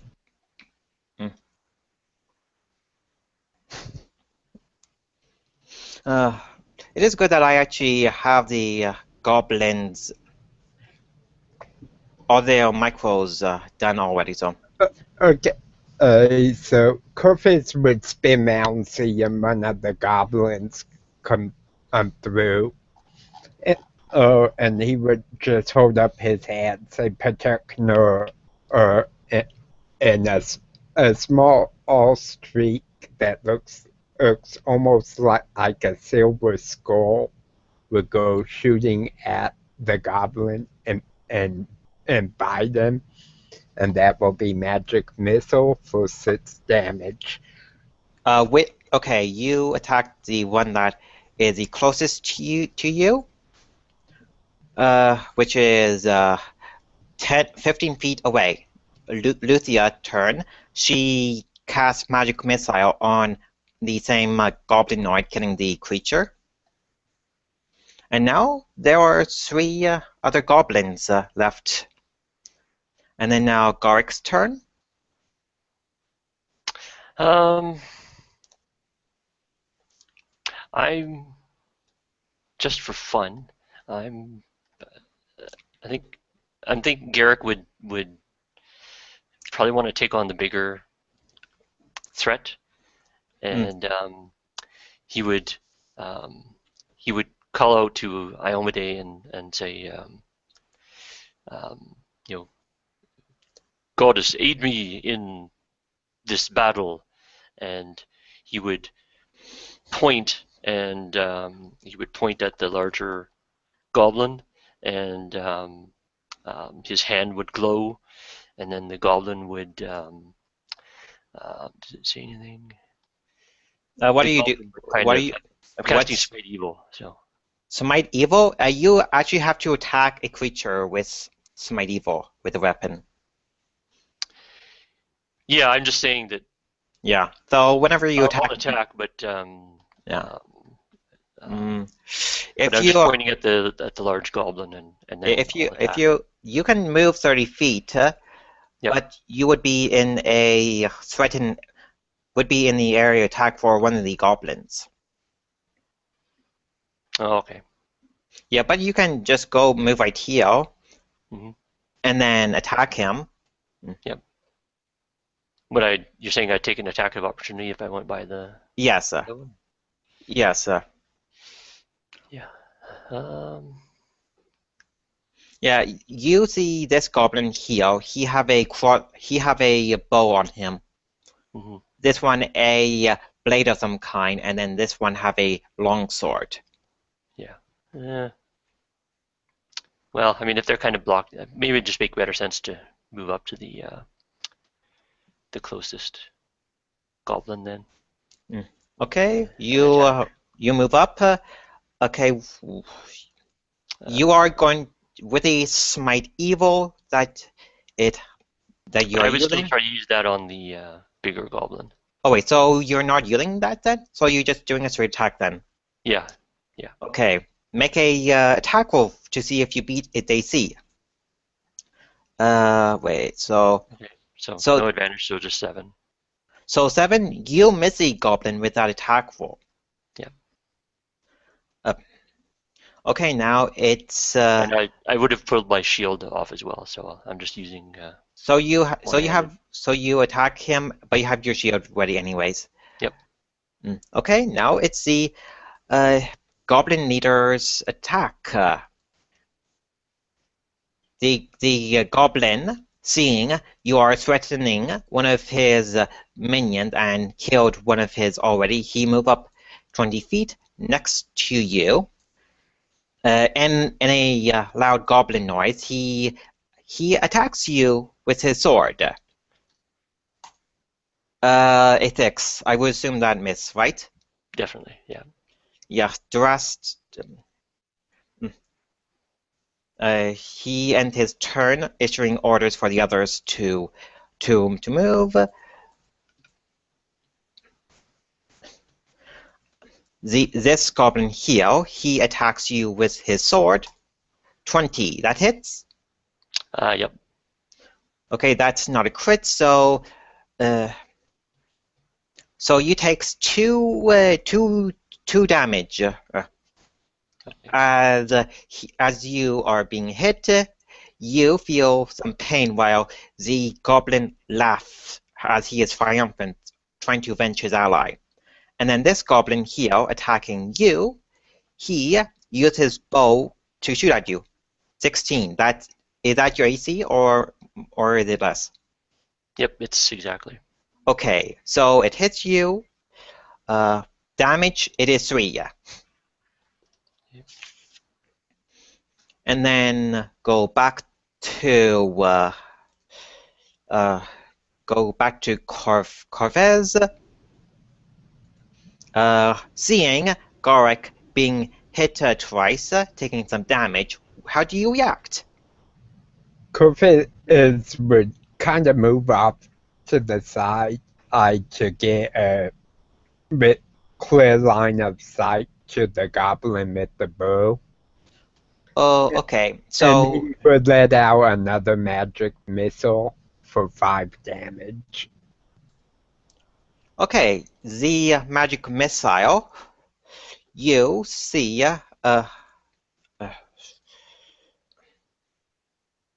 you see the magic missile hits the creature, taking a good amount of hit points off, being in pain, but it is not dead yet.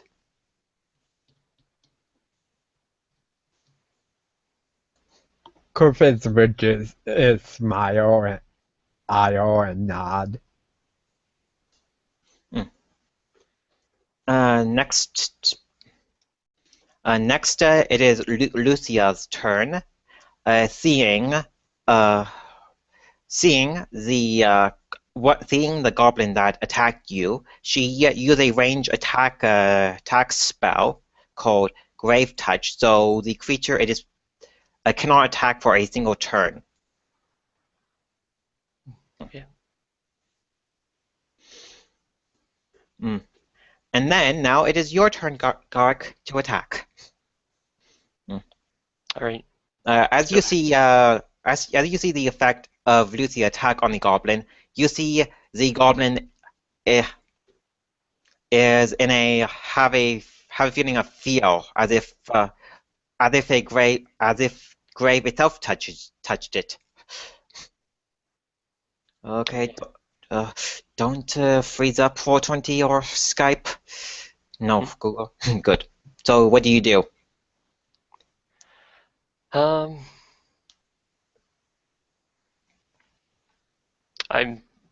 just thinking. I mean, since the bigger goblin came in range, I would think of it as the bigger threat. And now I'll use the smite. Okay, its AC to beat it is 16.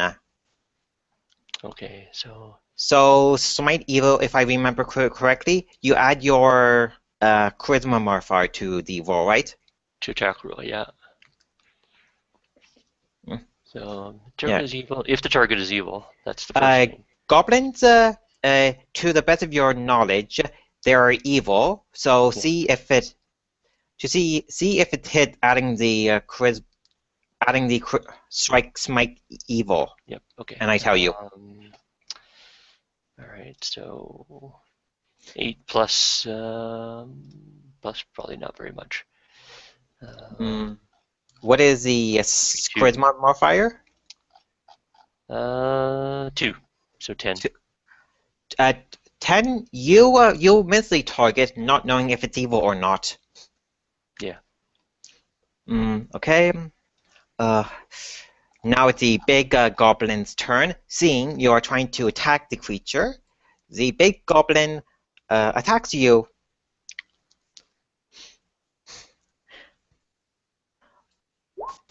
Okay, that's a crit. Confirmed if it's a crit. Nope. So it's regular damage. You take another 3 damage. The creature laughing in glee and goblin.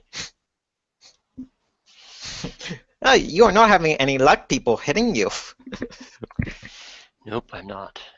Okay, now for the goblin's turn. The goblin with a bow shoots Jared character. Knowing your AC, probably we're going to be hitting you anyways. 16, that hits you, right, Jared? Yep. Okay, bow damage. You take 3 damage from the bow.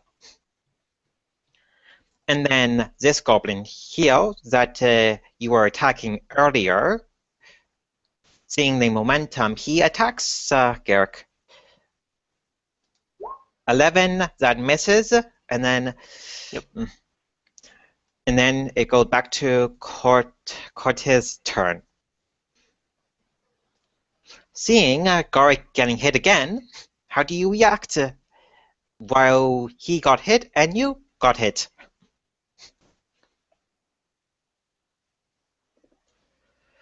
I would shoot off my last magic missile at the one at the bow for another 5 damage. You see that goblin falls dead. And now you have only 2 goblins left. Do you want to move? Yeah, I think Corfitz would be moving basically side to side and then stepping back. You can move close to Lucia where she is still. Okay, yeah, I would probably move over towards her knowing that my magic's about spent. Okay, Lucia, seeing Garrick is in need, she attacks the goblin minion.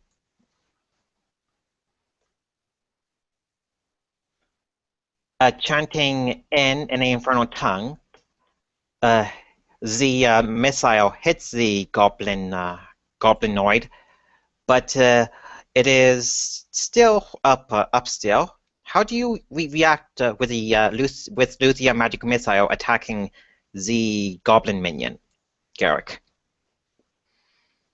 I think I'm still going to attack the bigger one. You used up one smite evil already, so Yeah, it lasts until the target is dead, though. okay. So so attack it to see if it beats 16. Yep.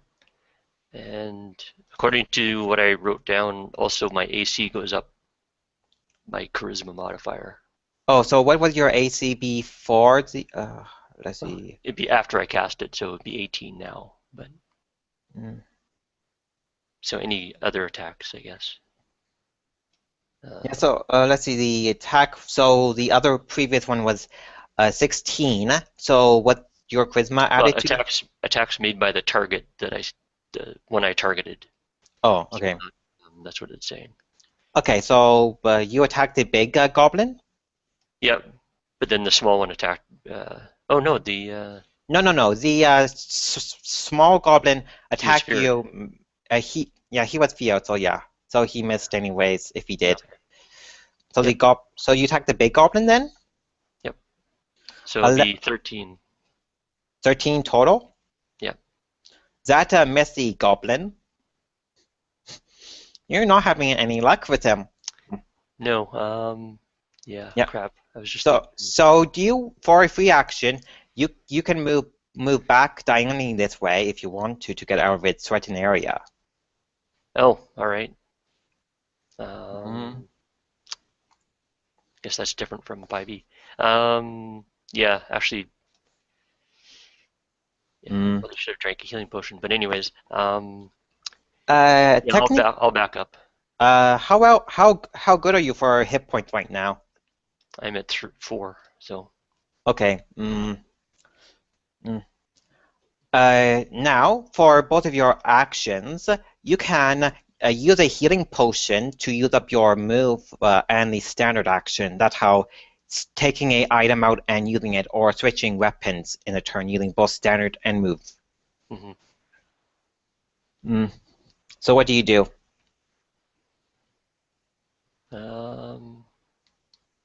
Oh, so instead of attacking, you mean? Yeah, you move back 5 feet, and then if to heal, you can use the standard and the move action to heal yourself with the potion. Yep, I'd better do that then. Yeah, having low hit points not that good. Yeah. What's the potion? Is it? It is cure light wound, so heal 1d8. Okay, 1d8. It is not my fault the goblins are hitting you. It's just the dice rolls are in their favor.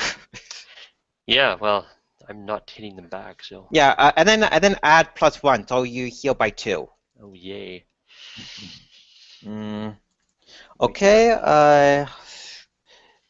The goblin leader, seeing you are on low health, he issues his goblin minions to move up to get ready to attack, and then him moving 20 feet, using his full move action.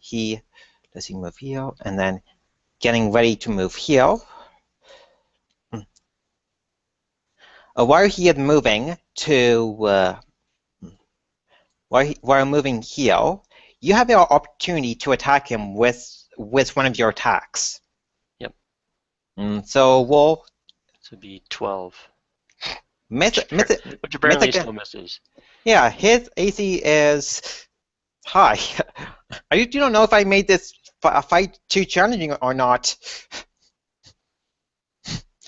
Okay, now it is Corfiz's turn. Seeing a goblin leader coming straight at you, how do you react? Give me just a second. Be right back in a moment after you the washroom. Brad and Jared figure out what you're going to do next when I get back. Sure. Okay, 1, 2.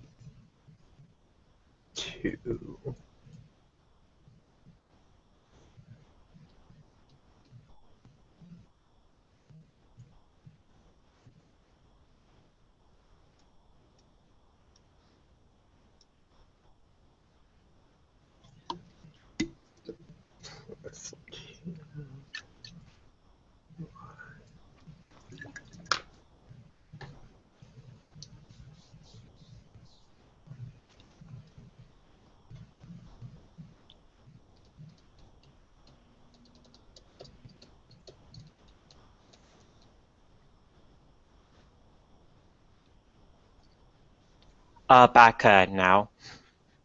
Yep. Okay, so what do you? So you have a attack of opportunity on the Goblin Leader. Yep, I did that. Okay, so you missed it. So what that roll the 10 there? Missed with the. Okay, okay. What's Jared's turn? So what do you do? Okay, Kurfitz would let off a ray of frost at the closest goblin to him. So that would be the Goblin Leader that coming close to you. And I believe if it looks like 5e, I would have to roll a ranged spell attack. Yes. You have to do. Yes. So touch attacks. You add your dex. Yeah, just roll it to see if it beat the touch AC of the Goblin Leader. Yeah, I got an 18. And Okay. it would be for 2 damage. Okay, you beat his touch AC. That goblin. Okay, now Lucia's turn. Seeing the goblin leader is charging at his companion, she used a spell to paralyze him for a turn. And then it's back to Garrick's turn. Okay. I'm gonna attack the goblin that's beside me. Okay. You see he is on very low health. A good strike and it would be dead. Yeah, well, let's see how that goes.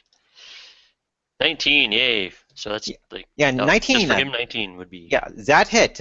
And then attacking. Yeah, now. The damage roll to see if you kill him or going to be killed by the goblin leader. Yeah. No, I don't like seeing my my party members. Okay, so it'll be 7 plus 1 because it's a masterwork. I haven't adjusted no. Masterwork just increase the attack roll of hitting, not damage. Oh, all right. That is plus 1 if you have the enchantment for that. Yep. Yeah. Okay. So All this right, well, 7. So this goblin, it is dead. Okay. So I actually have to add plus 1 to my attack rolls then too. Yeah. Yeah, I'm sorry if I didn't tell how this worked. Yep, no, that's fine. I guess I'm teaching you as you go along. Yep. Oh, no, actually I did already add plus 1 to the attack rolls, so. Okay. Okay, so you hit the creature, killing the goblin. Around you, you see 3 goblins dead on the ground, bleeding. They are alive still, but they're going to be dead soon, unless if they get immediate first aid. Mm-hmm. Okay, now the goblin leader can already attack, so it moves 20 feet by where the one of the dead halfling bodies is trying to flee, seeing he's not going to win this fight. Now, with the feel paralyzed spell off, it is Garrick. Cortez. You see, he is fleeing. What do you do?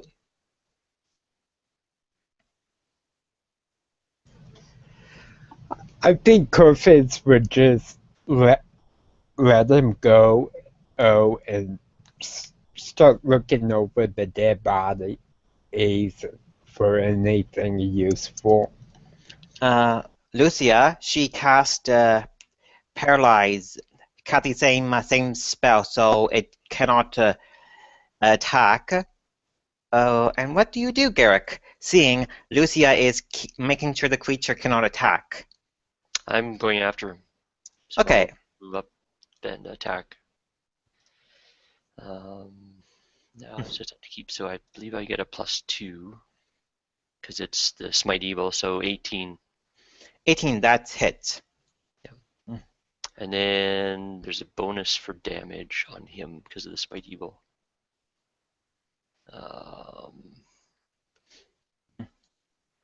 Sorry, I just have to read this. I'm not familiar. Okay. So the so you hit the creature. Yeah. As you strike down, the goblin is in pain, confirming your belief this goblin it is evil. Yep. Okay, right. We still have to Attack, determine that too, right? damage roll. Yeah. Smite evil. That also adds damage. Yeah. I was trying to read that. There's a lot of stuff to read. I think you add your charisma modifier to the damage roll. Yeah, so it'd be +2. Yeah. So how much damage you're doing without? 12. Okay. You see the creature is down. It is close to the point of being killed. The goblin is trying to flee, seeing that that it is more afraid of something else than the party here. So, how do you react, Corfez, seeing the goblin is fleeing from you?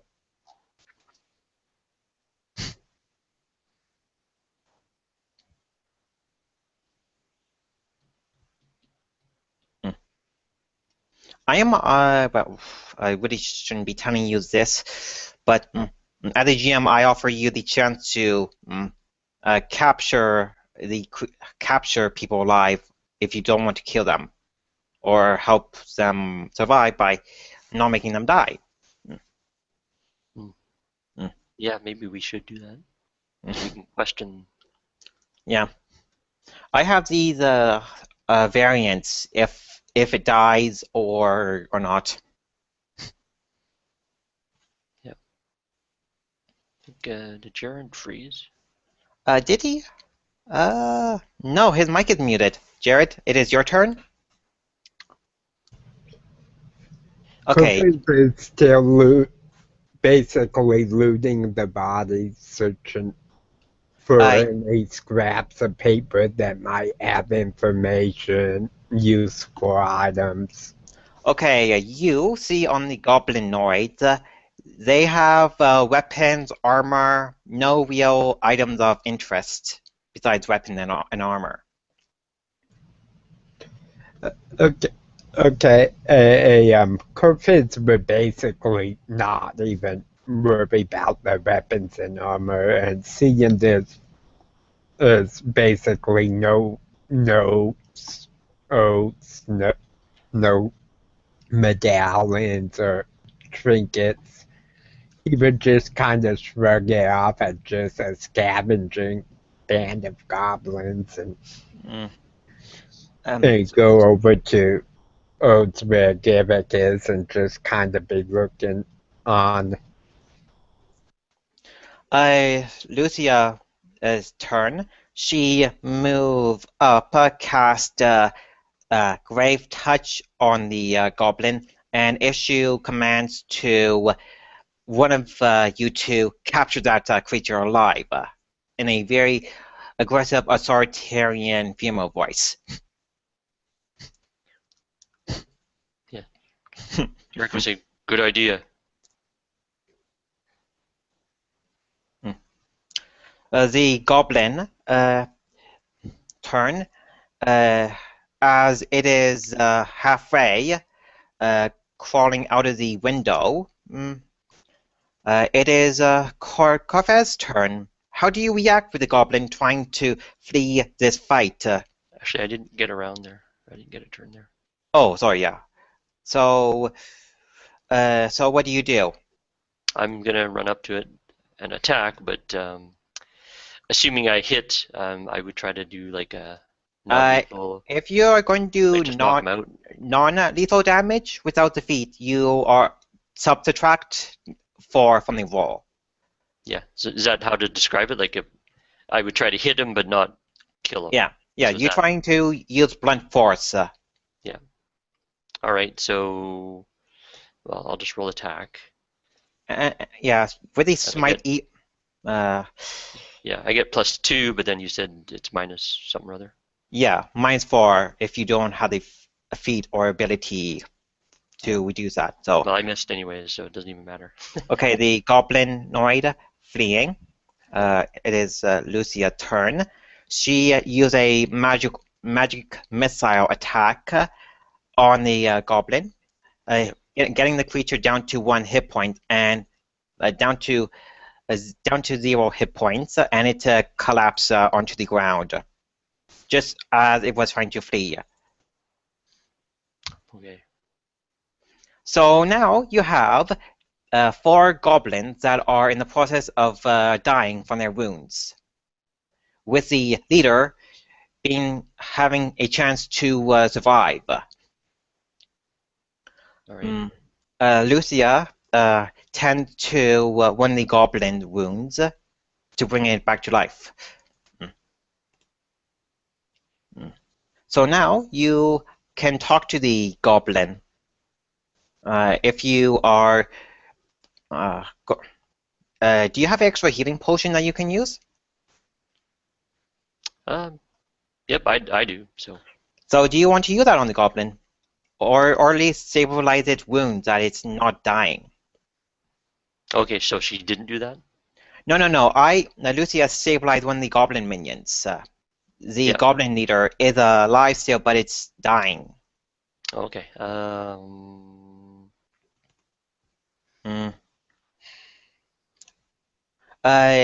With your knowledge of goblins, you feel that the goblin leader would know more than the minions. Yeah, that's kind of what I'm thinking. Mm. Yeah, I'll let's see, just a second. I don't know if my medicine would medicine stabilize? Yes, using your medicine would help.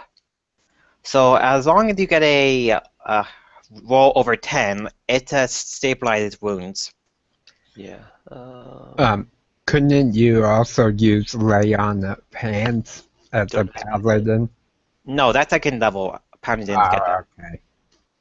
Yeah. Well, I'm just a fighter guy basically right now. Yeah, paladins are fighters at level 1 with paladin benefits. Yeah. It's just after level 2 they gain their flavor. Yep. So you use a healing potion then? Which thing is the same as medicine? Which it would be heal check. It would be heal. Oh, right, heal. I didn't see that. Yeah, that would be a class skill for paladin and clerics, I think. Yeah, I don't know. I'm still not that great at it, so maybe I should use the potion. Yeah. So you brought the goblin back to life. Yep. It is afraid. Lucia is questioning the one goblin minion and goblin. The goblin leader begs on his knee, spare me, spare me, spare me, I don't want to die. Not at the hand of my masters. He is crying as trying to picture a servant that is afraid of his masters more than dying. So, sorry, say again what he said? Okay, the goblin, as you heal a wound, it get on its knees and begs not to be killed. I don't want to be killed and be brought to life by my master. That is fate worse than death. Garrick would say, but who is your master? My master, he is a cruel wizard. Anyone who fails him, he brings back to life to torture them for the rest of their life. I seen my clan members go back into the city, never to see them again. My master told me to kill any passengers on the road here. He did not tolerate failure one bit. Spare me, spare me, spare me. If you give me the information I want, then I will spare your life. Okay. The goblin hands you a note of his. Dear Goblin Commander, recently, we saw a group of travelers. Kill them and bring me their heads. Signed, Via. What? How do you spell that? Okay. It just I will put in chat. Yep. Yeah. It just the. Yeah. It just the title Mr. NV. It's a short form. Oh, so Mr. V or whatever. Mr. V. Yeah. MRV. Okay. I just have to write this down as the alternate events to put that into future sessions. Yep. Might want to put that in Google Chat since. Okay. Jared. He got. Yeah. MRV. Okay. What do you know about what's going on in the city? Being a minion, I do not know much. Minions be told what to do. What I know is deep trouble acts are being done. People being brought to life. I do not know what they're doing, but I assume I seen my clan in the army there. I do not know what they're doing with the army. They must have devious plan bring all life back to life in the city. So there is an army of some kind? Yes, undead army. I tried interacting with my kin, but they do not recognize me anymore. Oh, because they are undead. Is that what he's saying? Yes. Oh, okay. Do you know where your master is? No. Mayor V, half his servants find us. We do not find him. If the last time I sent one of my servants to find Mayor V, he was made into a zombie. So I think.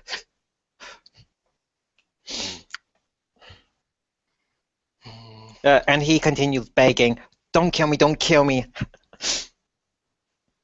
Perhaps Garrick will turn around and ask if anybody else has any questions they want to ask. Lucia gets the same results as you. I have an idea. How about we convert the goblins to aid us? At least they may be redeemed. These are despicable monsters in human's eyes. Corvus would just kind of shrug his shoulders like he doesn't really care one way or another, but doesn't even think it's really worth it. Camilla, Lucia gives a order.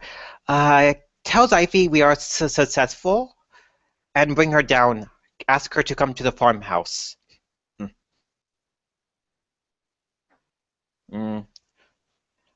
So do you want to continue talking to the goblin? Because that is a good point to end the session. Yep. No, the only thought I had was that Garrick would say to Lucia that that is a good point, and he would turn to the goblin leader and say, you can redeem yourself from your evil and help us if you in order to atone for your past deeds. Some time passes. Zyphi comes in, congratulates you for doing doing good work so far. Got the information that you have. These goblins, Zyphy talks to you, Garrick. These goblins will be useful for the tribes that don't want to surrender. What do you want to do with them? Lucia found 2 other goblin tribes serving Mervia. Garrick would say if they choose to continue to do evil or support evil, then they must be killed. Okay, I'm rolling a 1d100 to see what happens to the goblin fate. Over 50, the goblin tribes surrender and serve to redeem themselves. Under 50, the Crimson Legion kill them off. There was an attempt to get the goblins to surrender, but Zyphy forces killed them off to make the goblin no longer a threat. While searching the camps, they find what appeared to be one of the goblin leaders have the same heavy amulets, the same as the dagger symbol. It looked like we are in trouble here. You have the day to rest up before going into the city through the sewers. Camilla comes to Cortiv. I have good news for you. Your master is alive, but he's not in the same condition anymore. He's somewhere in the city. Cortiv would just kind of ache his head almost in disbelief because he saw the dead body. I do not like killing a arch wizard, but if we have to kill him for the betterment of the city, then this is the fate that we have to do. I don't take this lightly, as I be talking to you. He just kind of shrugs, and Ebony will say, well, perhaps we should find out if he's in control of himself or not before we make a decision. Yeah, that would be good.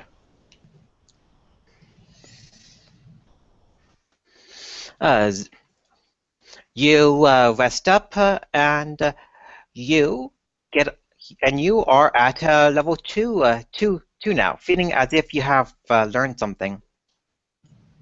All right. Awesome. Okay, and at the appropriate rank points, your hit points is your average hit die. So wizards would be 3, paladins would be 5, right? Or 4.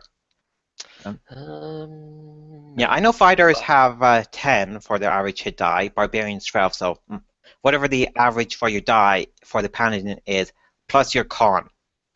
Yeah. And then your abilities that you gain per level. Yep. And then Jared, with the 10 scrolls that you have, also during this time, he helps you learn 10 more level 1 spells. So you can just type that in chat type it to me over Facebook, so I can just send you a updated spell list. Yeah, we'll get those sometime before our next session. Next session, do you want to play every 2 weeks or 1 week? I'm fine with 1. So, but yeah, whatever everyone else. I'm fine with it being weekly and then maybe an odd week off here and there, depending on what's going on. So how about play 2 weeks, 1 week off, and then 2 weeks, a week off, and then 2 weeks, a week off? Sure. I was thinking just setting it up to play every week, but we might have to take a week off here and there. Okay, so every week then. Yeah. It just kind of depends on what the schedule is. Okay, so same time next week.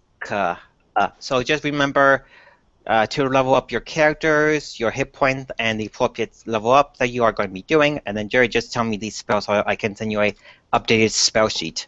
Yep, sounds good. Hmm. Okay, well, I hope our viewers enjoy watching this. It's a little bit different and awkward for us coming from 5e. So until next time, may the dice always roll in your favor. If you